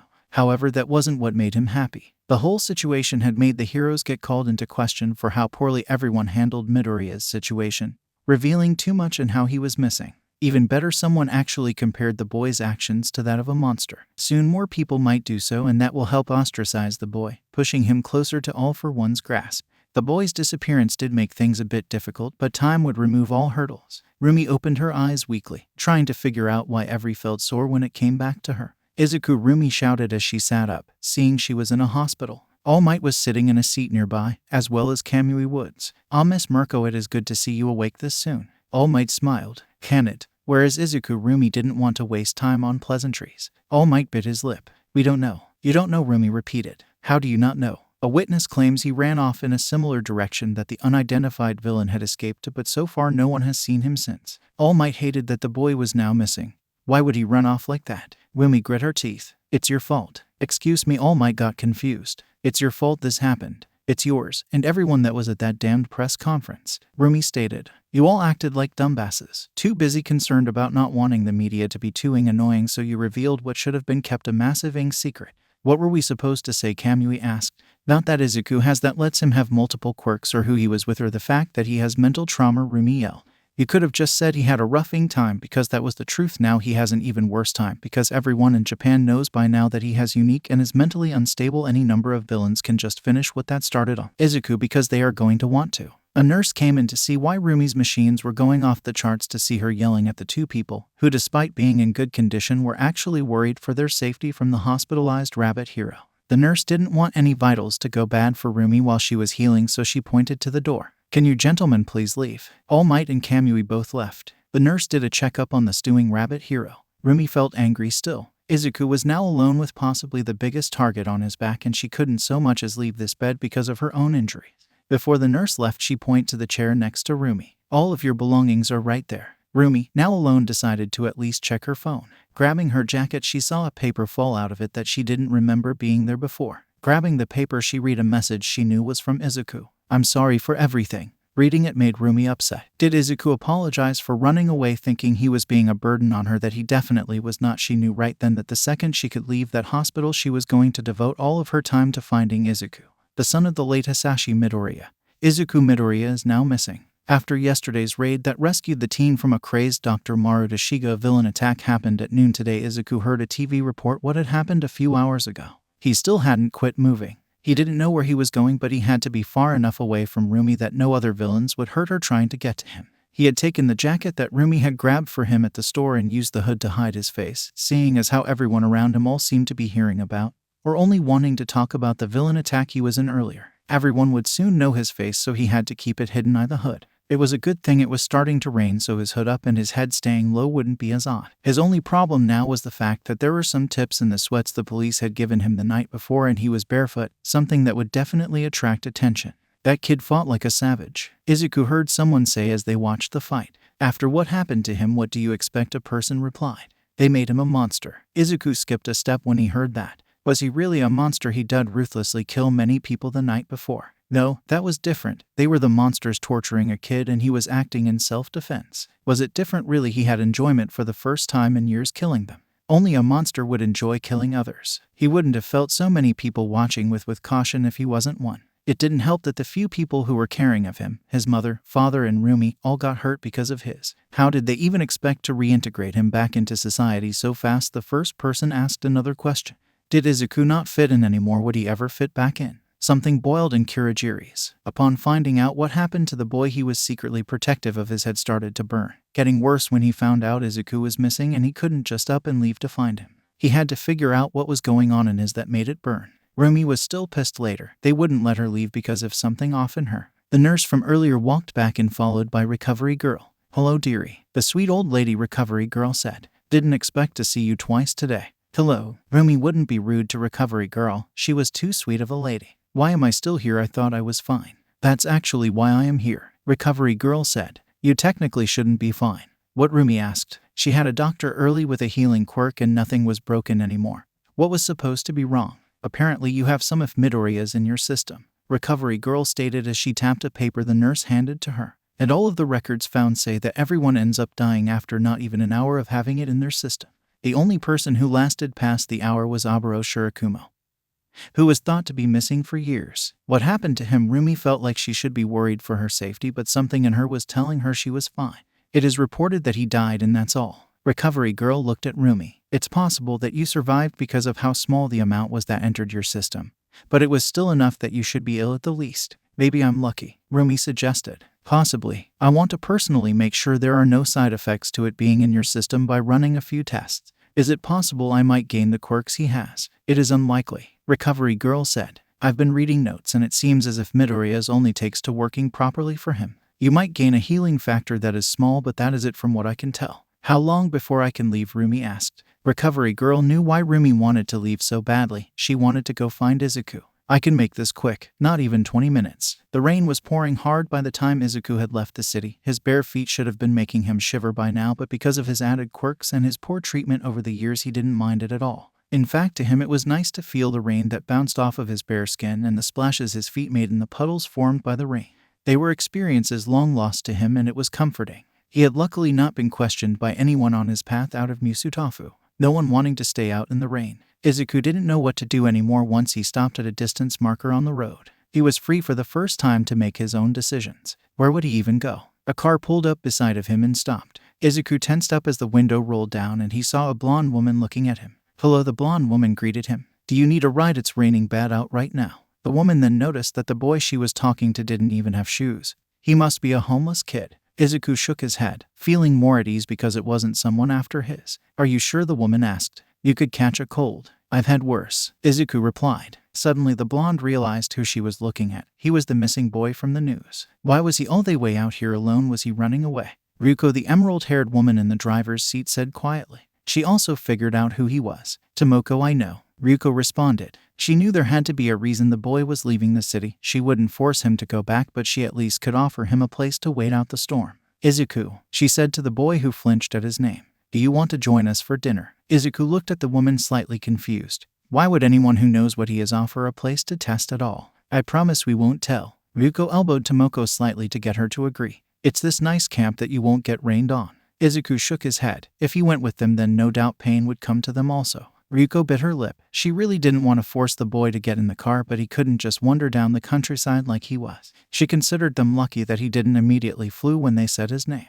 Tomoko spoke next. They won't find you at the camp. She also didn't want this boy to just wander around aimlessly. You can leave whenever you want, but please don't stay out here in this rain. Izuku wanted to shake his head again, but he finally started to feel cold from the rain. At this rate, the rain was getting worse, and if Izuku didn't find shelter, he would freeze before the rain stopped. He figured he could trust these two, so Izuku nodded slightly. Okay. Ryuko smiled as she reached behind her and popped open the back door. Izuku climbing in. I was going to be worried sick about you if you stayed out in the rain.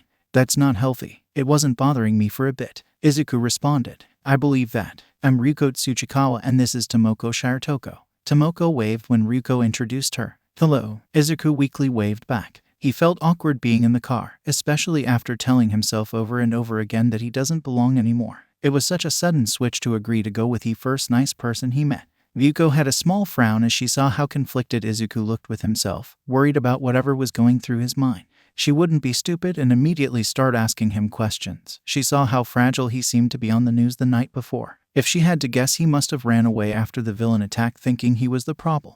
She pulled out her phone to let the others know through text that they have a guest and to not overwhelm him. Where are we going? Izuku asked quietly. We have a training camp we go to on weekends to practice our quirks and such. Tomoko answered. We actually train UA students sometimes at one of our camps during their breaks. We like to keep ourselves at the top of our game. Ryuko added. No one should be there but us here and our teammates plus a nephew.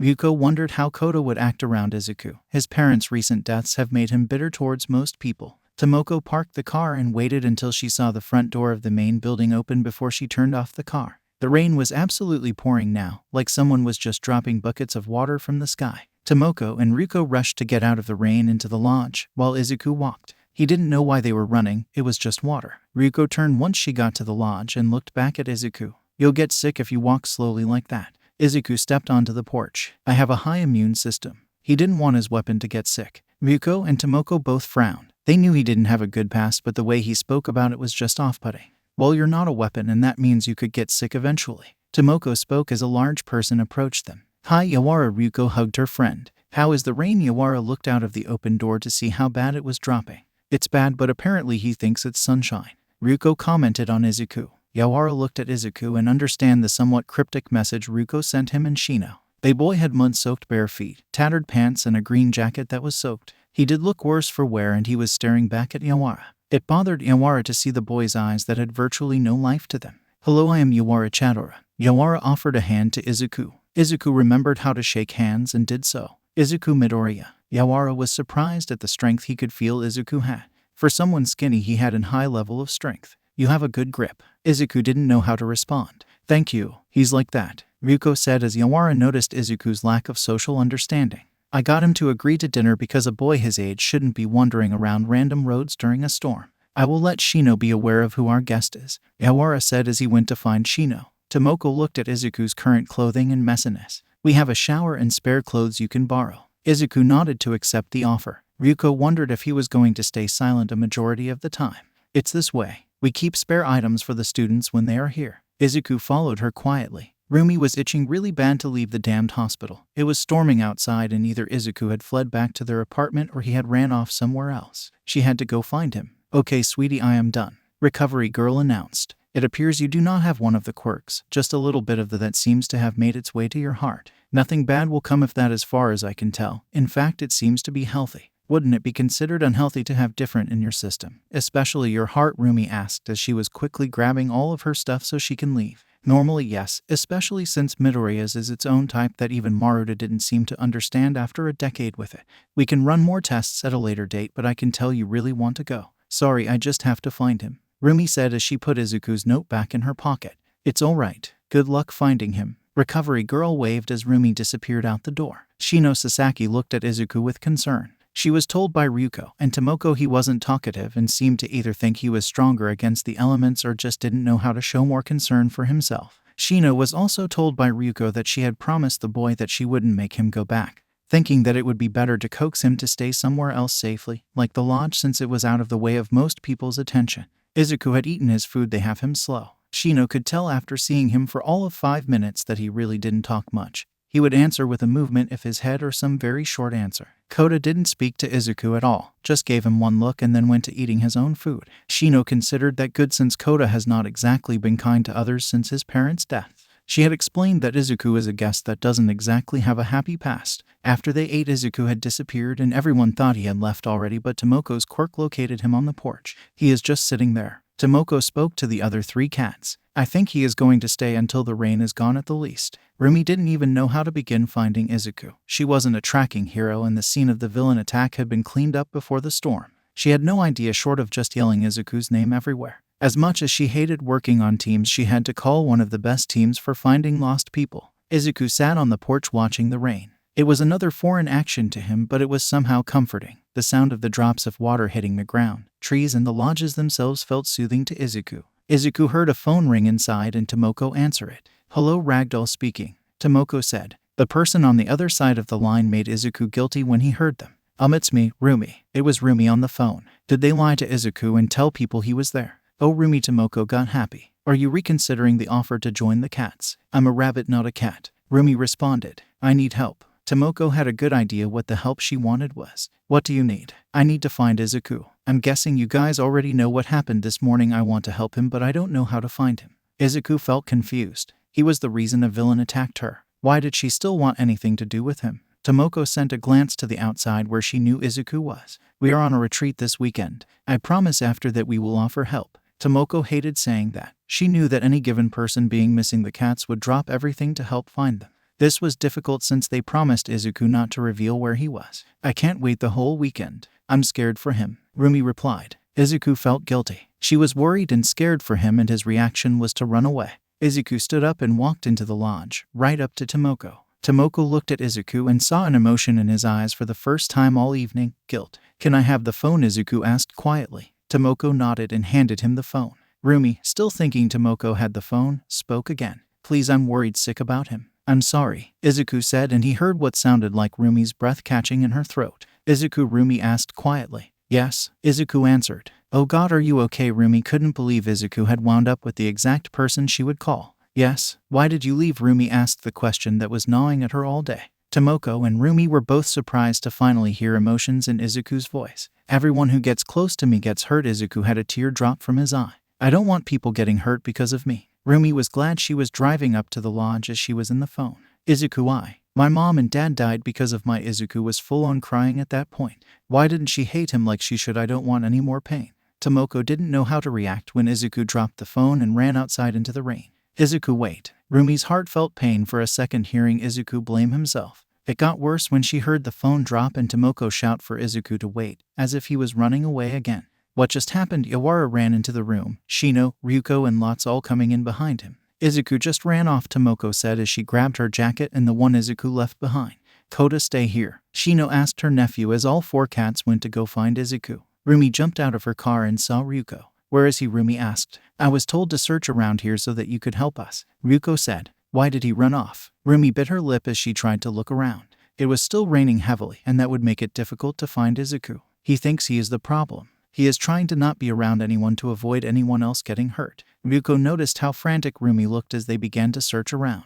We'll find him. I hope so. Izuku didn't know where he was running this time. He didn't care. He just had to get away. Izuku kept running blindly through the rain until he tripped, sending him down a small hill towards a lake. Izuku smacked his cheek against a rock as he landed on the edge of the lake, cutting his cheek open. As he got up, Izuku was able to see his reflection briefly in the water, which was disrupted when his dropped into the water. His was the reason everything had happened to him. His father dying, his mother dying, 10 years of nothing but pain and misery that every minute he wished someone would just end it or him. Izuku started shouting all of his thoughts. He didn't know who he was shouting at, but he still did.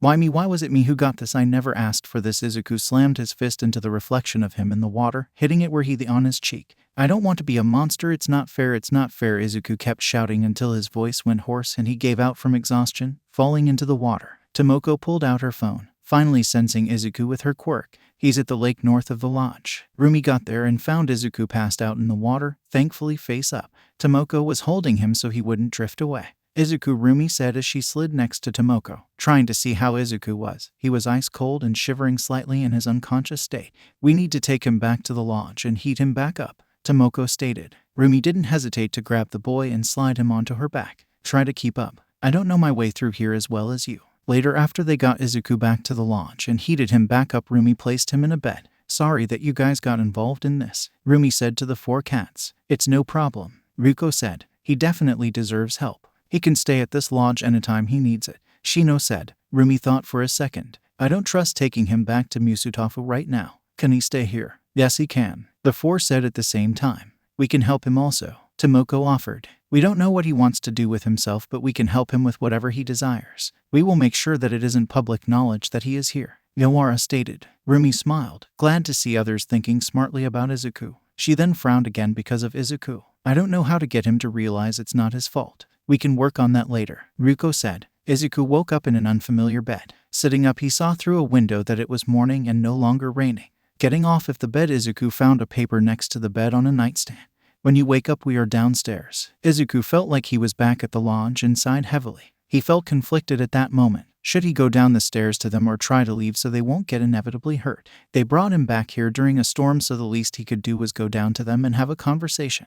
Going down the stairs, he saw the 4 cats and Rumi sitting around a coffee table. Hi Izuku, Ryuko smiled at him and announcing that he was there to the others. Rumi stood up and faced Izuku, making all of his guilt come back. I'm so Izuku got cut off as Rumi whacked him over the head, only hard enough to cut him off. Before Izuku could react to being whacked upside his head, Rumi hugged him. Don't make me freak out like that again. You have nothing to apologize for. Izuku wanted to argue that it was his fault, but the hug was too comforting, so he stayed quiet. Rumi let go of the hug and sat back down. We have a few things to say to you, Izuku. Izuku sat down also. Okay, if you want you can stay here, Shino started. No one besides us here and Kota know you are here, so no villains would be attacking.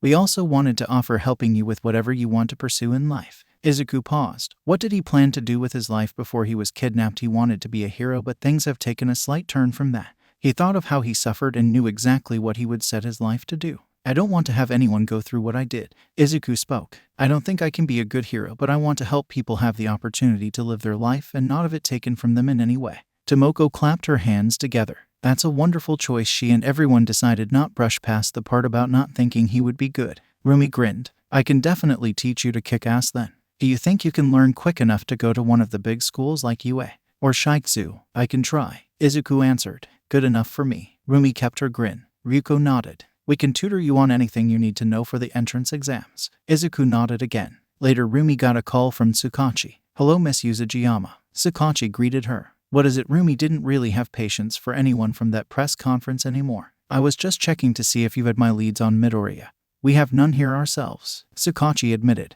Rumi didn't know if she should say he was found and safe. However, she was technically his guardian, so she didn't have to. Not would she disclose his location. He is safe now, but I am not saying where because he doesn't need any media attention right now. Rumi could hear Tsukachi sighed in annoyance. You know we at the least have to reveal he is safe. That's the exact amount of information that should have been shared last night. He is safe, don't worry. Rumi didn't care about the consequences when she hung up on Tsukachi. Later, Rumi knew she had to do it and called Nezu. Nezu, I assume you heard by now. I did indeed hear that Midoriya is safe. Nezu replied. Get a seat warmed up at UA. For him, I am filling out an application for him right now. That is wonderful news as well. Nezu said. Is he going for recommendation or normal entrance exams? Rumi looked at Izuku next to her, knowing his insane hearing definitely heard Nezu's question. Normal, Izuku answered quietly. He is taking regular by choice. Rumi said. Can't wait to see his performance next spring. Nezu said. Koda watched Izuku with interest. At first, Izuku was just some random kid that was there at the lodge, but Koda learned that he was much more. As much as Koda despised heroes and villains and the stupid show they put on, he was intrigued by Izuku. Izuku lost his parents like Koda did, but didn't hate heroes and villains for it like Koda. Instead, he wanted to go down what Koda thought was a foolish path, but for a cause that Koda only partially understood. In the week Izuku had started staying at their lodge, Koda has learned close to nothing concrete about the teen. Koda had learned that Izuku has a dark past that the adults all felt uncomfortable talking about,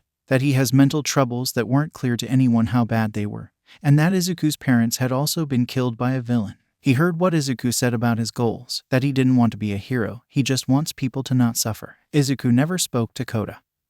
He would just mind his own business. Izuku walked past Koda and went outside, not giving any attention to Koda. Koda wanted to know more about the teen, so he got up and followed him. Izuku was going into the forest, not too far into it, and stopping at small clearing. Koda watched as Izuku just sat in the middle of the clearing and stayed there silently with his eyes closed. Some time passed and Izuku still sat there. I know you are there. Izuku broke the silence, not moving to look at Koda, but the boy knew that Izuku was talking to him. Izuku didn't sound like he was mad. He sounded like he was just stating it. What are you doing? Koda asked. He might as well just get to why he was there. I am meditating, Izuku answered. Why? Koda stepped into the clearing. Miss Shirotoko says it can help me clear my head. Izuku replied with his eyes still closed. Does it help? Koda figured if it helps Izuku, it might help him. I have a lot of problems, Izuku stated bluntly. It won't be immediately better. Koda wondered why Izuku wanted to be a hero with his problems. Why do you want to be a hero? I don't want to be a hero. Izuku opened his eyes and looked at Koda. I want to make sure I can stop as many people from going through anything like what I did, by becoming a dumb hero. Koda didn't hide his dislike of heroes. Izuku noticed the dislike. Is it wrong to want to help people? They fight for popularity and attention. That's not heroism, Koda said. Not everyone who has the title of hero nowadays is a hero. Izuku said. He had been looking at current events lately to catch himself up. But just because one is bad doesn't mean all are bad. Izuku had been reading a philosophy book as Tomoko suggested. Koda narrowed his eyes at Izuku. Then who do you think is a hero? Izuku remembered far memories, ones that haunted him because of the fallout. My parents. Koda thought for a second that Izuku was just being that person who held up their parents before he remembered that Izuku's parents were dead. How Koda wanted to hear Izuku's reasoning. They both gave it their all to protect an innocent person. If you believe heroes are becoming something that doesn't fit the word, you should try to fix it instead of belittling it. Koda gave Izuku a look. He wanted to ask what Izuku even knew about this, but what the boy said made a little sense. Izuku's parents died protecting Izuku just like his own did. But yet Izuku wanted to move on and make a change while Koda stayed bitter. Koda sat down next to Izuku. How do I meditate? Months later, Rumi looked at the boy in front of her. Izuku had definitely grown in the months she has known him, getting taller and definitely more muscular. Izuku's hair had gotten swept back and shoulder length. It bothered Rumi that he had gotten more cold towards pretty much everyone, as if he was purposely trying to not let anyone get close to him. The only exceptions being Rumi, Koda, and the cats. The few times Izuku would be in the city to get lessons, he would be completely silent and not talk to a single person outside of his teacher. He had finally gotten his own clothing and he kept to white slacks, basic dark green shirts, the jacket that he kept from before, and wooden sandals. Rumi tried to get Izuku to have normal shoes, but Izuku wanted the sandals, saying that he liked them. After Izuku got comfortable at the lodge, Rumi was surprised that Koda eventually took a liking to Izuku. She had heard that Koda was starting to become a bitter kid, but apparently things about Izuku attracted Koda's attention, and the boy had even stated he wants to follow in Izuku's footsteps, to be a proper hero. Despite Izuku saying he wasn't a proper hero. Kick ass and let them know you are there, Rumi said to Izuku as they stood in front of UA, on the day of his entrance exam. Okay, Izuku nodded. At this point, no regular basic-ass villain should be able to touch you. You know that once people hear you are back in Musutafu and here at UA, they might swarm the place with reporters trying to get anything on you. Rumi didn't like that the media might try that, but she knew they would and just wanted to make sure Izuku was aware. Izuku nodded. I know. Rumi ruffled Izuku's hair, her normal way of interacting with him. Be careful, okay? I know you can handle yourself, but I still worry. I will be careful, Izuku replied. Your definition of careful isn't that concrete, you know that, Rumi asked. I won't get hurt, Izuku said. Nezu said that he wanted to speak to you after the main exams, so remember to stick around for a minute after. Okay, Rumi asked, and Izuku nodded. Can I go now? Izuku asked. He didn't mind Rumi being how she had grown to act around Izuku, but he did have an exam to take. Yeah, you can go. Rumi nodded. Bye, Rumi, Izuku said as he started to walk for the exam's entrance. Katsuki had frozen the second he had gotten to UA. He couldn't believe that he was seeing his old friend that had been no longer missing but staying somewhere that wasn't public information.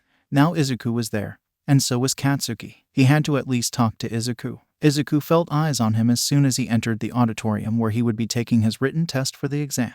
He didn't like it, but he didn't say anything to anyone, walking past the people who were shocked to see him there. Izuku moved to the back of the auditorium so he could stay as far out of as many people's gazes as possible. Izuku sat in silence, meditating to keep his calm and not maybe a mental shutdown episode again. He especially didn't want one in that auditorium in front of so many people. Once it gets to any reporter's attention that he was at those exams, he knew they would swarm him for any amount of info they could get. He was mentioned a lot on the news because everyone apparently won't forget about anything that has happened involving him. The longer he could stay out of the spotlight, the better. Hello, is this seat taken? A voice interrupted Izuku's meditation. Izuku didn't open his eyes or move at all. It is not. Nice. I don't want to sit farther down, the other person said. I'm Ijiro Kirishima. Are you psyched for the practical also? Izuku didn't want to talk to anyone, but this guy didn't seem to know who he was yet, and it was a pleasant thing to nod of someone else flipping out over him. I guess I am. Ijiro noticed how Izuku had his eyes closed and seemed to be trying to be quiet.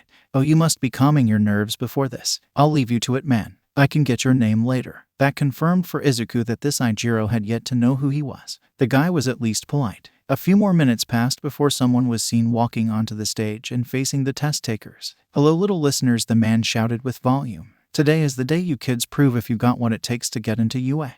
We will first have our written test, and then after that your favorite hero, Present Mike, will lay down the rules. If the practical Present Mike paused for a second. He was searching the crowd as Nezu had given him and the staff a side task at the exams, that they should keep a watch on Izuku. It wasn't that Nezu didn't trust the boy and was afraid of him, but he was told by Rumi that he still had those mental episodes and he wanted to make sure that if Izuku did have one that he would be fine. The tests will have your IDs for your practical. Make sure to write your name clearly next to it so our own ectoplasm can make sure you get your proper grades. HR will be walking around to enter your IDAMD name into our system. Present Mike finished as clones of ectoplasm began to pass out tests. The test is probably my worst part, Ijiro whispered. He was hoping to get some words out of the guy next to him, but the white and green-haired boy stayed silent. Izuku took his packet and immediately filled out the information that the school asked every participant of the exams to fill in.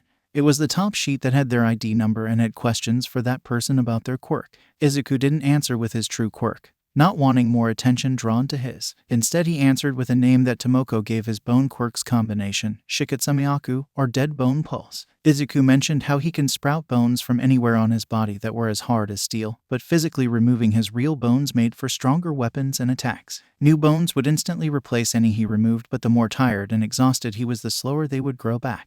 Finishing with his first sheet, he put it aside for ectoplasm to take when he got to it, going on to take his test. Ijiro glanced at the sheet the boy next to him had finished, only for a second, and finally got his name, Izuku Midoriya. That made Ijiro pause because he was trying to remember where he had heard that name before. Minutes later, Ectoplasm and his clones had finished gathering the quirk sheets from all students, and a clone turned to present Mike and the real Ectoplasm. He is near the back, the clone stated. Near the middle, back by the wall. Present Mike nodded, looking over to finally see Izuku, silently taking his test. Well, he seems calm. Soon the written test was over and Present Mike turned on a screen, which would show the rules as he spoke. Pay attention. Listeners will be seeing if you got skills to pay the bills in a 10-minute practice run at our replica city districts. First, however, I am here to explain the goal and rules of the test. Ectoplasm began to distribute handouts for the presentation that also had a site location numbered along with for each student, telling them where they were to go later. You can take whatever equipment you want. Just gather at your designated meeting area after my presentation on the rules. You dig? Present Mike paused to let everyone remember as much as they can. Alright listeners, if you look at the screen above me or your very own handout, you will see that there are foe villains in each replica city. Loads of the baddies spread all over the battlefields. Each one will be rated as a 1, 2, or 3 pointer. Your job is to use your quirk to take out as many of them as you can and rack up a high score. Also, you can attack other competitors directly. That's nasty anti-hero stuff and it's against the rules. Present Mike explained. Excuse me. Everyone in the auditorium turned to look at the person who spoke. It was a glasses-wearing kid with a stern look that appeared to be permanently stapled on his face. On the handout and the board above you, there are clearly 4 types of villains listed, not 3. If this is an error, then it's a huge embarrassment for a top-tier National Academy of UAS caliber. What is the meaning of this? I was actually about to get to villain number 4. Present Mike started. The 4th type of villain is called the 0 pointer. It's a big gimmick that goes wild near the end.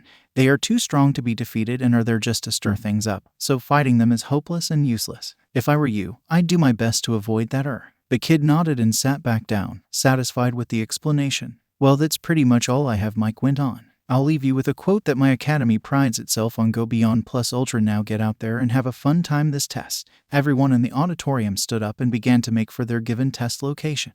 Izuku stood but didn't move yet. Hey, what location do you have, man? Ijiro turned to Izuku. I have test site 7. Izuku held up the handout he had received, showing the number 8 on his to Ijiro. Aw dang, I was hoping to have a partner during this, Ijiro said. You seem like a cool guy even if you are quiet. To prove his point, Izuku didn't really respond, just giving a head nod as they separated. As much as he didn't want to talk to the others, Ijiro seemed okay to Izuku. On the way to his bus, Izuku stopped when he heard his name. Izuku. Katsuki finally got the quiet boy's attention. Izuku stopped and turned his head slightly in Katsuki's direction as he got closer. Izuku, it's me. Izuku looked at the blonde with confusion. This guy claimed to know him. He couldn't remember anything before Maruta used him. For all Izuku knew, this guy might have known him, but that Izuku had long been changed. The quiet boy didn't say anything to the blonde, just looked at him blankly. Katsuki didn't like that Izuku's eyes were so different. They had no life in them. They felt like they were seeing right past him. They didn't hold any sign of Izuku recognizing Katsuki. Do you not remember who I am? Some people were now watching, Izuku's name being heard, and everyone wanted to see the boy with clear. His few times being on the news having made a name for him. No, Izuku replied flatly. You don't. Katsuki felt hurt by that. This was his closest friend. Hell, they were inseparable back in the day. And Izuku doesn't even remember him. Katsuki had made his entire path to becoming a hero around Izuku's tragedy, wanting to prevent something like that from happening to any family again and to save his friend. But Izuku doesn't even remember him. I don't remember anything from back then, Izuku answered. I'm sorry, Katsuki sighed. He couldn't even get mad at Izuku over this. It's fine. Just let me know if you ever do. Izuku began to walk away. Okay, Katsuki sighed again as Izuku left. That hopefully won't be the last time he saw his old friend. Izuku stepped onto the bus for Site 8 and it got quiet on the bus when everyone saw him. He showed no reaction to people looking at him, walking silently to an open seat and taking it. Soon the bus took off and no one had sat next to Izuku. The bus rolled to a stop at a gated wall that lead into a fake city. Alright kids, you can go up to the red line but do not cross it until Present Mike gives the okay. Their bus driver said. The area you can wait in enters the gates for a little bit. Anywhere inside the red lines are okay to wait in. All of the kids got off of the bus and Izuku had ended up near the middle of the front of the group that were all waiting to begin their test. Excuse me, but you're Izuku Midoriya, are you not? A voice that sounded like it belonged to the kid who had asked about the robots earlier came from Izuku's side. Izuku turned his head slightly to see that it was in fact that same teen and he was looking at Izuku. The question had drawn more attention to the two others looking at them. Yes, Izuku said flatly. It's inspiring to see someone standing strong after such a tragedy, the teen said. Izuku didn't respond to the teen. I am Tenya Ida. My brother used to do some interning with your father, Tenya said. I don't remember my father and I would like to not be reminded of my past, Izuku stated. Tenya looked bothered and embarrassed by that. I'm sorry, I did not think of that. Izuku didn't say anything else to Tenya, who stopped talking as well, thinking Izuku was upset now. Izuku closed his eyes and began to think of what he will do once the test began. People would no doubt rush for every robot in sight of them, so his spot in the middle of the group wouldn't be as good as the people on the edges. Fixing that, Izuku walked slowly to the edge of their waiting area, stopping only centimeters from the red line painted on the road. His next issue was still how he would fight the robots, and he decided on one of his fighting styles he had developed based around his bones. Tsubaki no Mai, Izuku whispered as he took a long breath. People looked at him confused as a ripping sound was heard and a form was taking shape over one of his shoulders underneath his jacket. Izuku put his hand over the form underneath his jacket and everyone watched as he began to pull a bone out of his shoulder, his arm actually going limp for a second, suggesting he was removing a bone from it. The bone was shaped like a katana and was covered slightly in a clear liquid. Izuku's eyes were still closed, and he took another breath as he held the bone sword up in front of him in his left hand. Dance of the Camellia. Nezu had an eyebrow raised as he sipped his tea. He and the rest of the staff of UA were all now watching the various test sites from a viewing room, and his intrigue was on Izuku, who had just made a weapon of his actual bone instead of a new one. His arm having no bone for a second before new one grew back in its place over the span of a few seconds. The words Izuku said were odd, like it was a move or fighting style Izuku had created.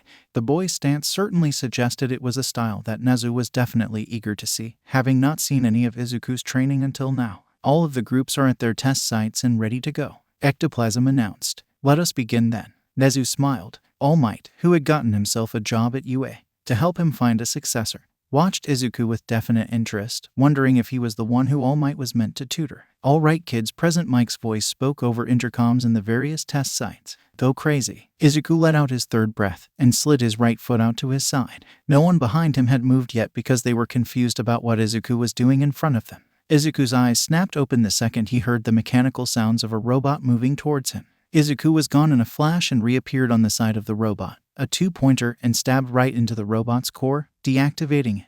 Another robot, a three-pointer, tried shooting Izuku with rubberized cannons, but he began to swing his sword and sliced each in half as he ran at the robot.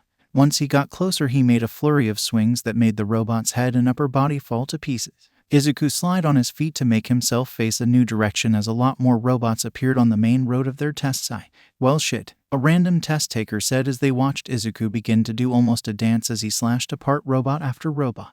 Can't let him get all of them. The rest of the UA hopefuls all rushed forward as well. Izuku ducked underneath the swing of the two-pointer's arm and sliced the arm off as he swung the sword again. After that, wasting no time to take another swing and take off the robot's head. It had been 2/3 of the time limit of the test, and Izuku had counted his score very carefully. He had cut through a total of 58 robots so far. 31 one-pointers, 18 two-pointers, and 9 three-pointers for 94 points total. A very good score so far. All of the robots were wiped out in the area that Izuku was in, so he ended his dance. Izuku took a breath as he let go of the bone sword, which began to decay at a quick rate once it left his grasp. Izuku stood still and steadied his breathing. The cost of any of his dances was a big chunk of energy, and one of his actual bones. Izuku could make bone material and weapons all he wanted from a thin layer he can manipulate and grow more of that was just underneath his skin. However, his actual bones were denser and stronger and could withstand the strain his dances did to him. He could probably use one more dance during the exam, but it could be pushing it. Guess what, listeners present? Mike spoke through the speakers. The ground began to shake. It's time for the big boy to come out. Izuku looked to the north to see what he presumed to be the zero-pointer, which was definitely a giant robot if he ever saw one. The robot was bigger than some of the buildings. Izuku watched as it stared down at the people in the main street below it. Target located. The booming voice of the zero-pointer made everyone look at it.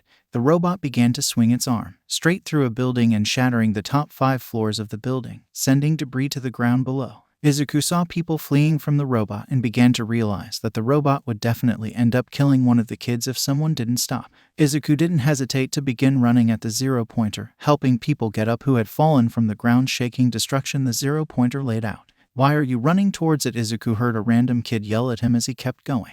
Help, some farther up shouted, and Izuku looked forward and saw that a girl had gotten pinned under a chunk of the building.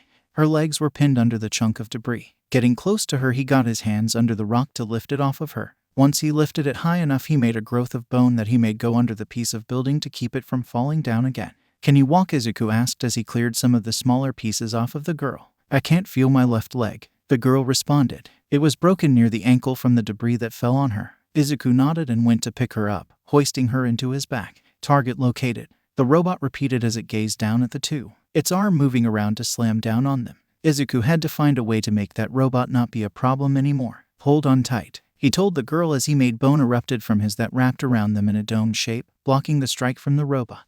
Whoa, the girl said as she watched his defensive move. That was cool. Stay here. Izuku began to set down the girl. I'm taking out the zero-pointer. Wait, what? The girl looked confused as Izuku set her down and went out of the opening of his dome of bone. Who did this stranger think he was to take down a robot the staff said was unbeatable? Izuku still had the eyes of the zero-pointer on him. He had to take it out fast before it hurt anyone else. Izuku took a breath and got into another style. Many eyes in him, he spoke quietly. Tessenka no mai?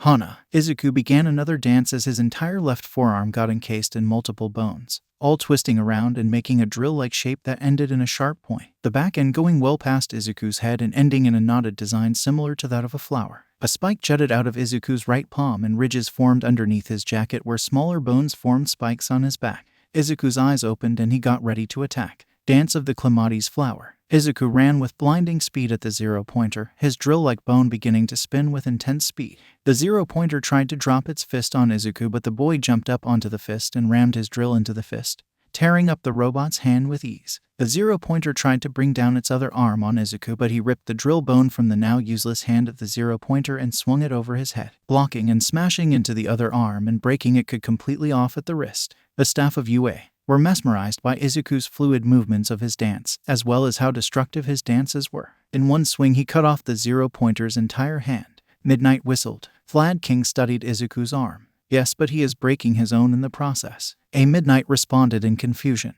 Look at the small amount of his forearm left uncovered by his bone. The drill is spinning fast and tearing at that flesh as he is doing it. Vlad Kind stated. Nezu made another screen pull up a closer image of Izuku. His arm was indeed getting torn at the edge of his elbow by the drill. You could see down to his real bone if you looked close enough. His flesh was regenerated just as fast as it was being torn apart, and his real bones seemed unaffected by the drill. His facial expression shows that he is well aware of the risks of his attack. Nezu stated. He is willingly harming himself in an attempt to out an end to the zero-pointer's threat. All Might smiled, feeling like Izuku was the kid he was indeed looking for in a successor. Izuku grit his teeth as he leapt over the handless arm of the zero-pointer and straight at its face. Izuku began to spin through the air, increasing the already dangerous spin of his drill, which shredded its way through the face of the zero-pointer, Izuku cutting a hole straight through its head entirely and exiting out of its back. Izuku released his dance and the bones all fell away from Izuku and decayed instantly. Izuku made spikes jut out of his hands and feet, breaking his wooden sandals, and crashed into the side of a building, used his spikes to keep himself in one spot. Izuku turned his head to see the zero-pointer slump over like it had been shut down or destroyed. That's the end of the trial, President Mike announced. You were all great out there. Izuku began to slide down the side of the building, keeping off of his left arm as it was slowly healing from the drawback of his Tesenka no Mai, Hana. His arm would end up stripped of its flesh and it take a toll on his regenerative ability. Landing on the found, Izuku looked surprised as the other test takers surrounded him. Dude, that was awesome, a blonde-haired guy with a black streak exclaimed. You just drilled a hole in its face, a floating set of clothes said. The person must be invisible. Izuku was confused at the praise but remembered an important detail. Where is that girl? Is she okay? I quote him okay, the girl shouted from the back of the group. Thanks. Izuku stepped through the crowd so he could actually make sure she was fine. Other people noticing how mangled his left forearm was. Izuku crouched next to the girl and saw how bad her ankle was. Do you think you can walk on it or do you need help? Izuku asked, finally getting a good look at the girl. She had large blue eyes, blonde hair and a set of horns that raised up over her head. Her legs were actually similar to a horse's. The girl looked at him confused. What about your arm? She was worried about how wide and torn up it was. What was that clear liquid covering his arm anyways? It's healing anyways. I'm fine, Izuku replied. Your arm is worse than my leg, the girl argued. Was everyone in Japan this careless about their own injuries in favor of others? I have a regeneration quirk, Izuku said. I don't think you do, so you're in a worse spot. The girl pouted because she didn't like how the guy was more concerned for her than he was for himself. However, she could see his arm was indeed healing itself bit by bit. Here, Izuku offered a hand to her. She took it reluctantly. Izuku helped her stand on her good foot. These might help. Izuku created 2 crutches of bone, the last thing he should make so his Mako FA and regeneration ability can recharge. The separating of his flesh for the bone-made items freaked people out, but Izuku ignored them. Handing the crutches to the girl, she smiled. Thanks, the girl replied. I'm Ponitsu no Tori, Izuku Midoriya. The boy responded. Dude, can we go back to how badass you were a minute ago? The blonde from earlier asked. Watch your language, young man, an old woman said as she approached the teens. It was Recovery Girl checking to see if anyone needed help from her quirk.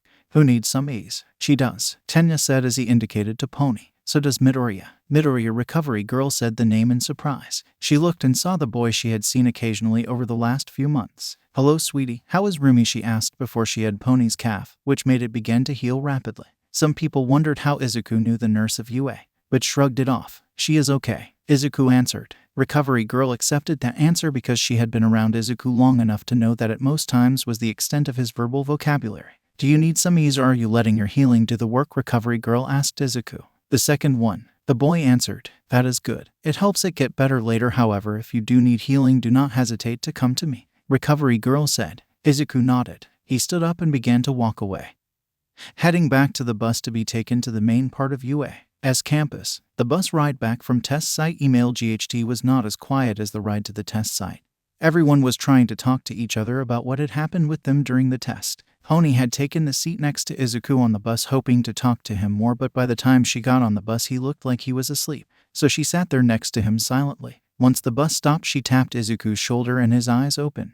We're back at the exams building, Pony said. I know, Izuku responded. I wasn't asleep. Oh, Pony said. Thank you for saving me. It's what everyone taking the test should have done. Izuku brushed off the gratitude. You still did it and I am saying thanks, Pony said as she followed him off of the bus. Okay, Izuku took the thanks, seeing as how arguing was pointless. Whoa dude, what happened to your arm? The redhead Ijiro said as he got closer. He made a drill and punched the giant robot, Pony exclaimed. Ijiro looked shocked. The 0-pointer did this? Izuku guy, he still couldn't remember where he knew the name from. Really be strong enough to take on the 0-pointer? Yeah, Pony said. He made a drill from his bones and tore through the thing's face. Dude, that's manly as hell, Ijiro said to Izuku. No one in my area fought the 0-pointer like you did. He even saved me from it, Pony added. It was so cool. Izuku checked his arm while they kept talking, seeing that it was most of the way healed. Hey, where do I know you from? Ijiro decided to just ask Izuku. Your name is familiar, but I can't place it. What's this clear liquid? Pony asked as she poked Izuku's arm.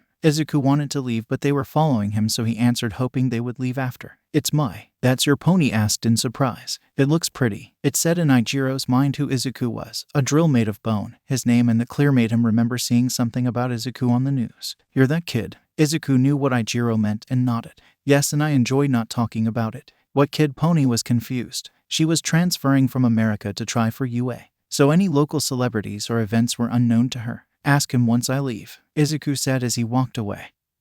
Hoping they wouldn't follow, still, they didn't. Pony looked at Ijiro confused. What kid, and why doesn't he like to talk about it? He was a hostage of a villain because of his. Ijiro said. I don't know all of the facts, but it was a long time and he wasn't treated nicely at all. Pony guessed that was why Izuku seemed to have a barrier up that was against having interactions with others. She decided that if she was getting into UA, she would make herself friends with Izuku. Izuku walked to the street and saw Rumi there with Ryuko. Hey Izuku grinned to her favorite fake nephew. How was your exam? Rumi saw the almost patched up left arm of Izuku. Did you do one of your dances? I broke the 0-pointer using my Tesenka no Mai. The vine or flower? Ryuko asked. She knew he had different fighting styles and attacks he called his dances, and that each one had a different drawback on Izuku. Flower. Izuku held up his arm. The flower hurts my arm. You broke your sandals, Rumi stated as she saw Izuku was barefoot again. Over the past few months she had gone from a sister figure for Izuku to a protective mom. Seeing him with no footwear again was something she didn't like. Sorry, I made bones so I could slide down a building,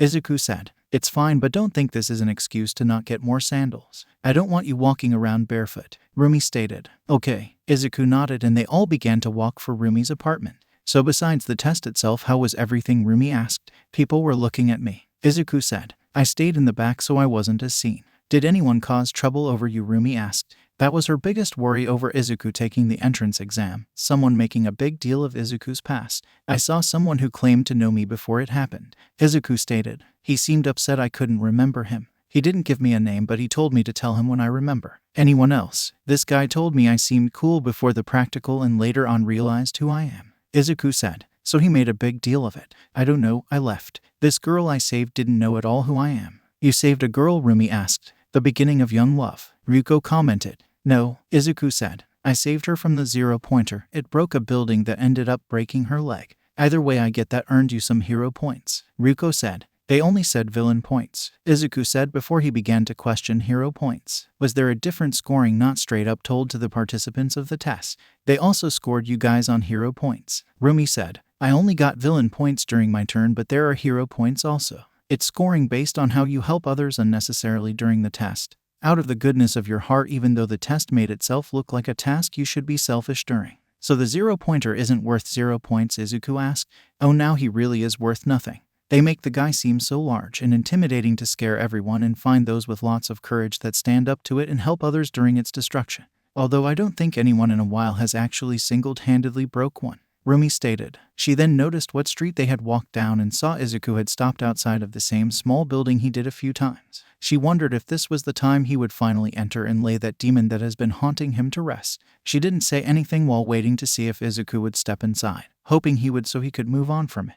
Izuku's breathing picked up a little like he was beginning to panic, and he shook his head before walking back to Rumi and Ryuko, both of whom had sad looks, hoping that Izuku would finally be ready to move on. It was a week later and Rumi and Izuku were both waiting in her apartment in Musutafu for the letter that Izuku would inevitably get accepting him into UA. Izuku was meditating in his room while Rumi had taken to reading a newspaper to see what was going on in Musutafu in her frequent absences. She still worked as a pro hero in Musutafu but would leave at least twice a week if Izuku was at the cat's lodge in the forest. Rumi was ticked to see, unsurprisingly, an article on Izuku, there being one about him so much as any time he was seen for a second outside. This article was about the entrance exams this year. The Legacy of Spitfire Returns to UA was the title of the article, and Rumi knew it was people now talking about how Izuku was seen at the exams. It went on about speculations of his return from wherever he had gone to since the villain attack months ago. Rumi wished that the people would just leave Izuku alone.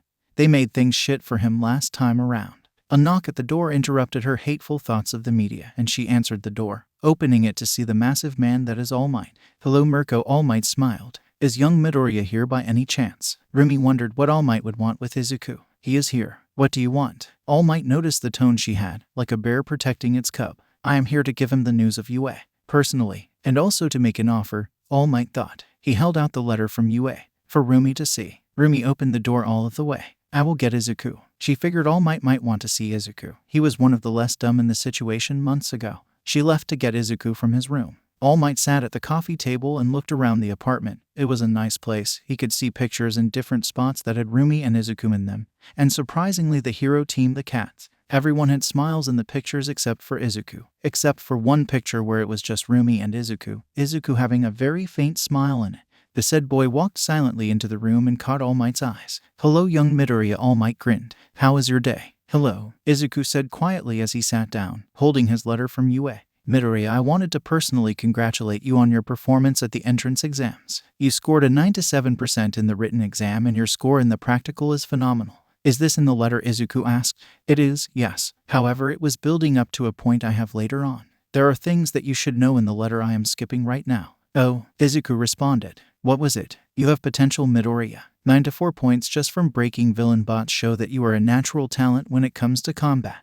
Your hero points are no joke either. For helping young Tsunotori and preventing that 0-pointer from rampaging despite the pain your move gave you without hesitation. You had earned 60 hero points, making you have 154 points. Izuku nodded. "That was a high score." Rumi whistled. "I knew you would kick ass. You had placed first by a large margin in the exams, earning you your spot at UA. But I have one more thing to talk about." All Might said. "That secret of mine that you kept, will you be the one to carry on One for All?" "One for what?" Rumi asked. Izuku didn't reply at all. "My quirk is called One for All. It is a quirk that can be passed on, each successor carrying the flames of the passions for justice that were carried before them." All Might explained. Rumi wanted to snort and say it was stupid, but she felt that this was a serious matter. "Wait a minute. Is that Mako FA quirk of Izuku's yours?" I am not sure entirely on the specifics of how Maruta had managed to reproduce as much of One for All as he did, but they are similar. All Might answered. "What do you say, Midoriya? Will you be the next to carry the torch?" The room was silent for a moment as Izuku said his answer in one word.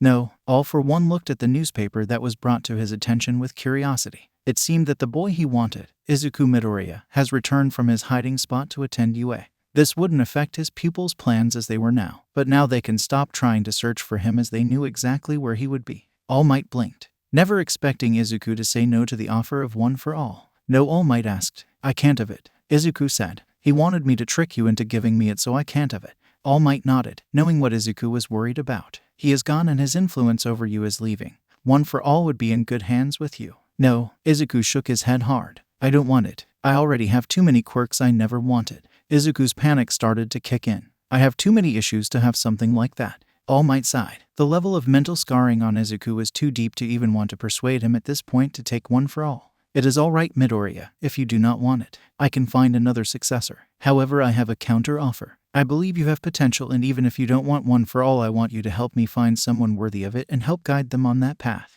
Izuku calmed down a little. "Okay, I am actually starting a teaching job at UA. For this very reason, I will be the heroics teacher, and with you undoubtedly in the heroics course you can have a good eye on the students there and see who is deserving of this power. Okay. Izuku nodded again. I can do that. It didn't bother Izuku as much. Rumi was glad that All Might had managed to prevent Izuku from full-on freaking out. She would have had to kick his ass otherwise. I hope to see you do well at UA. Izuku, All Might said as he began to leave. I will try. Izuku responded. All Might closed the door behind him and Rumi sat next to Izuku. Let's open the letter and see what other stuff you need to know, Rumi said. Izuku nodded and opened the letter, finding a tape as well as 2 pieces of paper. Izuku scanned the first paper quickly. It says that they are practicing dorms this year, to be more involved with the students and to help bonds grow in between them. Rumi didn't like the idea. Izuku would be away from her. They wrote a message for you. Izuku handed the second paper to Rumi. The rabbit hero opened the paper and read the message, which was from Nezu. Dear Miss Yuzujiyama, by now I can assume you already know if the dorm system we are implementing this year. I know you will be hesitant to let Izuku live on campus, but let me say a few things if they can change your mind.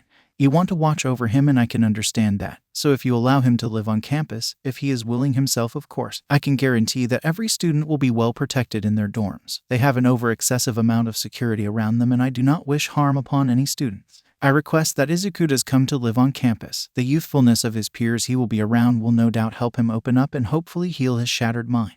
The rooms are also available to be modified by the person living in them so Izuku can make it an area that can help him stay calm. I will understand completely if he will live off campus while he attends UA, but I implore you to think on it. Principal Nezu. Rumi stared at the paper well after she read it through. She felt that she might be acting overprotective if she doesn't let Izuku go to the dorms, but she knew that Izuku was capable enough to look after himself. Rumi could always file for a special ID to go in and check on Izuku as often as she felt like. In the end, she decided to let Izuku decide for himself. Izuku, do you want to go to the dorms? Rumi asked. Izuku took a few seconds before he answered. Yes. Rumi was surprised he did want to go. I can help All Might and it might be good. Izuku sounded unsure of himself. We have 1 week until you move in then. So do you want to spend it here or go see your aunts and uncle one more time before school? Rumi asked. I thought everyone but Aunt Ryuko was busy in Hong Kong. Izuku looked confused. Oh yeah, I forgot about that. Rumi said. I guess you're stuck with me and I say we should finish watching our show. Rumi had recently got Izuku to watch a crime drama show with her and it was a thing they did every night they could. Just watch 1 episode, guess what would happen next time, and then watch the next episode the night after. It was a nice time and it was one of the few things Izuku got interested in. Okay, Izuku nodded. I think Dylan is going to kill Matthew in this episode. Rumi, who had been using the remote to find the recording, stopped going through the list to look at Izuku. We are not going over this again. Dylan is not the undercover cop, it is Craig. Izuku shook his head. It points to Dylan more than Craig. Craig is just a. He still wouldn't kill Matthew, Rumi said. Matthew is like a little brother to him. Plus Matthew is the main character. You can't kill off the main character halfway through the 2nd season. He will attempt to because Matthew is slowly becoming more reckless and a danger to the group. Izuku stated. It's still Craig. Rumi responded, smiling as this show actually got Izuku to speak more. Even if it was a show about criminals in a corrupt city and a biker club with way too many drugs. I disagree, Izuku said as Rumi pressed play and they watched the show. Shota Aizawa sighed as he sat down at the table he was sharing with Principal Nezu and Sekijiro-kan, better known as Vlad King. Gentlemen, I want the 2 heroics classes to actually talked about this year instead of completely randomized. Nezu started. Is this because of Midoriya? Sekijiro asked. Nezu nodded. His situation is a big reason, but it also brings to light that these students will become like a second family to each other in some cases, and we should make sure that personality-wise we put people who are compatible together. Will quirks be taken into consideration? Shota asked. Quirks should be a second thought in this, Sekijiro said. From what I see, every student here has for the most part an exceptional quirk or quirks that if used right will be good. We should make sure personalities match up first. Let's go over these few first. Nezu grabbed a few files. Rumi picked up her phone. Hello. Greetings. Is this Rumi Yuzujiyama? An old voice said. Rumi narrowed her eyes as she responded. Why, I take that as a yes. Hello, I am Dr. Yuga Aiken. I used to be the doctor for the Midoriya family. The man said. Rumi now looked confused. What did he want? What is your business? I was told you would be defensive. I mean no harm. I just want to give young Midoriya what his father left for him. Dr. Aiken said. What? Rumi asked. On the day of that tragic event I discovered his quirk. Hisashi had the theory that that sick doctor tried in a horrible way. I have a completely healthy but frozen vial of Hisashi's with his quirk here if Midoriya would like it. Dr. Aiken explained. Rumi thought this might help Izuku get closure. Not obtaining the quirk but just having the vial might help Izuku move forward and finally enter the small building he had been hesitant to enter for months. Let me talk to Izuku and I will get back to you. Izuku sat in the passenger seat quietly. Are you sure you're okay? Rumi asked Izuku as she drove him to the building. We can turn around. Izuku shook his head. I'm fine. Rumi looked at him for a second, feeling that he was not fine. As they drove on a particular street, Izuku looked out of the window and saw that small building, the same one he had been fighting himself on entering for months. Can we stop? Izuku asked as he looked at the building. Rumi nodded and took the car to a side street. She hoped he would finally enter the building. This was something that should have happened a long time ago. Izuku got out of the car slowly and Rumi followed him as he walked to in front of the building. Izuku's eyes started to well up and Rumi was considering calling it. Can I go in alone? Izuku asked. Yes, you can, Rumi said quietly. Izuku walked into the building for the first time, right under the large ornate plaque that read, Midoriya Memorial Building. The building that was made by the people of Musutofu to honor his father and where his parents were buried. The small lobby was empty save for the curator and 2 other people. Once the old curator saw Izuku, she turned to the other people. Is it okay if you come back another time? The old lady asked. She indicated to Izuku and the 2 people recognized him. It's fine, the guy said. We understand. The girl nodded as they left. The curator was approached by Rumi a month prior and Rumi had asked that if Izuku had ever finally entered the building to give him time to say his goodbyes. He never got to. She understood completely. I'll be here if you need me, sweetie. She pointed to the door in the middle. They are that way. Izuku nodded as he began to go to the doorway, noticing different photos, newspaper clippings, and messages from everyone in Musutofu that all had to do with Hisashi. It felt wrong to see all of these happy photos of the citizens of Musutofu that they took with Hisashi in his prime, experiences that Izuku would never get. Izuku got to the end of the path and was in front of the door that separated him from his last. His hand felt heavy as he moved it to the doorknob and pulled the door open to enter the room. The room had 2 graves, those of his parents, as well as a few papers that mentioned a summary of both of his parents' lives,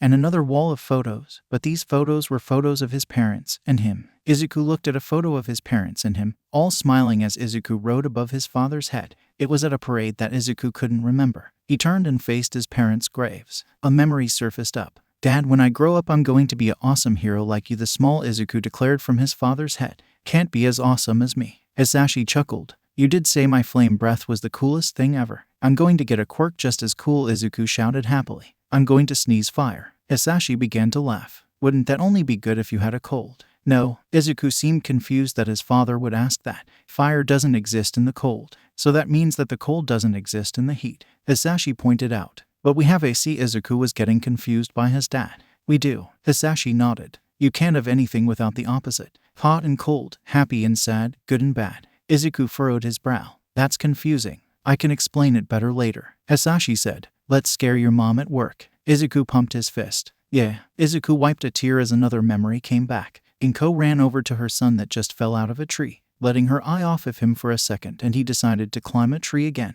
Izu, are you hurt? Izuku pointed at his knee. I think I heard it. Izuku sounded confused about whether or not he was actually hurt. Inko saw his dirty knee and the red stains from his, meaning he was bleeding. Oh Izu, you have to be more careful. She helped Izuku up so she can take him over to their stuff to clean him off. Sorry, I saw a bird and thought I could catch it. Izuku apologized. Did you catch it? Inko asked her son as she sat him down and started to wipe his knee. No, it flew away, Izuku answered. Next time be careful, Izu, Inko said softly. Heroes are always careful after all. I will try. Izuku asked a question he had wondered about. Mom, why aren't you a hero like Dad? I had no skill as a fighter and my telekinesis isn't strong enough for other hero work. Inko answered. It's fine because I now get to raise you, my little hero. I'm not a hero yet, Izuku said as mom finished wiping his knee. You are too a hero, Inko argued. You're my cute little hero. Heroes aren't cute, we're tough, Izuku stated. You're both Izu. The memories were small, but they were the only 2 memories had of his parents. He would treasure them for as long as he could. Now all he had to do was talk.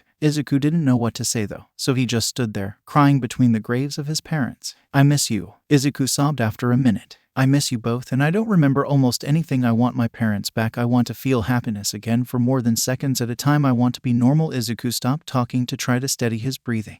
He didn't say anything else as he slumped down next to the graves and continued to sob. I think he should have this, the curator said as she got Rumi's attention. The curator had left the building to give Rumi a box. Rumi looked at the box in the lady's hands. What is this? When his parents died and he was kidnapped, most of their belongings were taken. However, through some effort upon hearing of his return months ago, people here in Musutofu got this. It's a box of things that his parents used to own, as well as some have written letters of support to him, hoping he can recover from that nightmare. The curator explained. Rumi looked at the inside, seeing small items his parents owned and a few photos of them. It made her happy to see a smile on Izuku's face, even if it was a photo from over a decade ago. I'm sure he will like it. The curator smiled before she went back to the building. Rumi waited outside by the car for 15 more minutes before she saw Izuku shuffle back outside. He had put his hood up over his head and was looking at the ground, hiding his face. Hey Izu, Rumi said as he got closer, ready to go to the doctor. Izuku nodded slightly as he got in the car. Rumi put the box in the back seat, deciding to show it to Izuku later. As they drove, Rumi could hear Izuku crying slightly. Hello Izuku,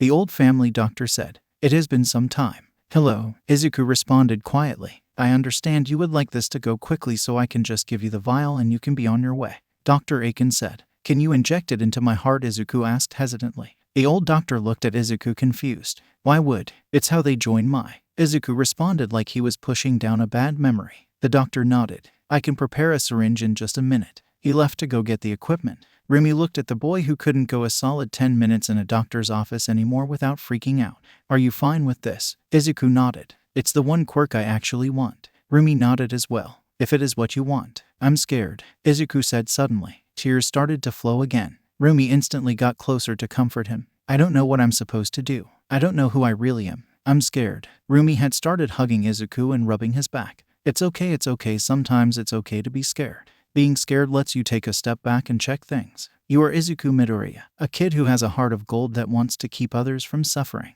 You are a complete turd at playing cards, and it can get annoying when you call out plot twists in a TV show episodes in advance. Rumi gave Izuku a squeeze. Everything always works out in the end. Izuku snuffed. Thanks. The doctor walked back in and saw the scene in front of him. He didn't question it. I have a syringe cleaned and is ready to enter it, but our nurse on deck with the X-ray quirk is on break for the next half hour. Are you all right with waiting? Izuku shook his head. I can show you where it is. A small cylinder of bone shifted under Izuku's shirt. Izuku discarded his shirt and pointed to the thin tube-like bone that went straight to his heart. He made me do this that last 2 times. Dr. Aiken nodded. I will have the ready in 1 second. Rumi held Izuku's hand. Is there anything that happens when some new and quirk is added? My heart burns really bad and I go numb for a few minutes. Izuku stated. I don't like the sound of that. Rumi said. I don't like the feeling. Izuku said back. I want this though. Then it is worth it. Rumi said. The doctor re-entered the room with the syringe of. Just in one go, the doctor asked. This all seems too easy. Yes, all the way in here. Izuku pointed to the bone he made for the procedure. As the doctor moved the syringe closer, Izuku began to tense up, panicking and having flashbacks to the compound.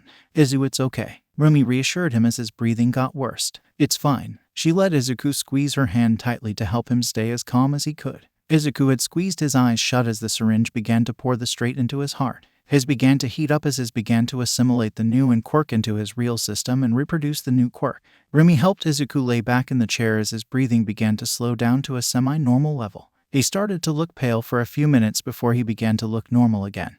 His breathing becoming completely normal again. Are you fine now? Dr. Aiken asked, not wanting to have harmed the boy. I'm fine. Izuku nodded. So you have the quirk? Rumi asked. I won't know for an hour or 2 at most, Izuku stated. It was nice to see you again, Izuku, Dr. Aiken said as he checked his laptop. I hope you do well. Let's go home, Izuku. Rumi rubbed Izuku's shoulder. On the car ride home, Izuku saw the box in the backseat. What is that? Izuku asked, not remembering seeing that box being there before. That's actually for you, Rumi said. It's from that lady at the memorial site. Izuku reached into the backseat and pulled the box up to him. What is it? Belongings of your parents, Rumi answered. Izuku opened the box and saw the photos, picking up one that was of him and his parents. They were all smiling and in a park, looking like they were having a fun time. Rumi turned when she heard Izuku start to cry again. Do you think they are proud of me? Izuku asked. Rumi was glad she had just parked the car. She gave Izuku a one-handed hug. I'm sure they are proud of you, Rumi said. I know I am. Suddenly a burst of flames flashed out of Izuku's mouth.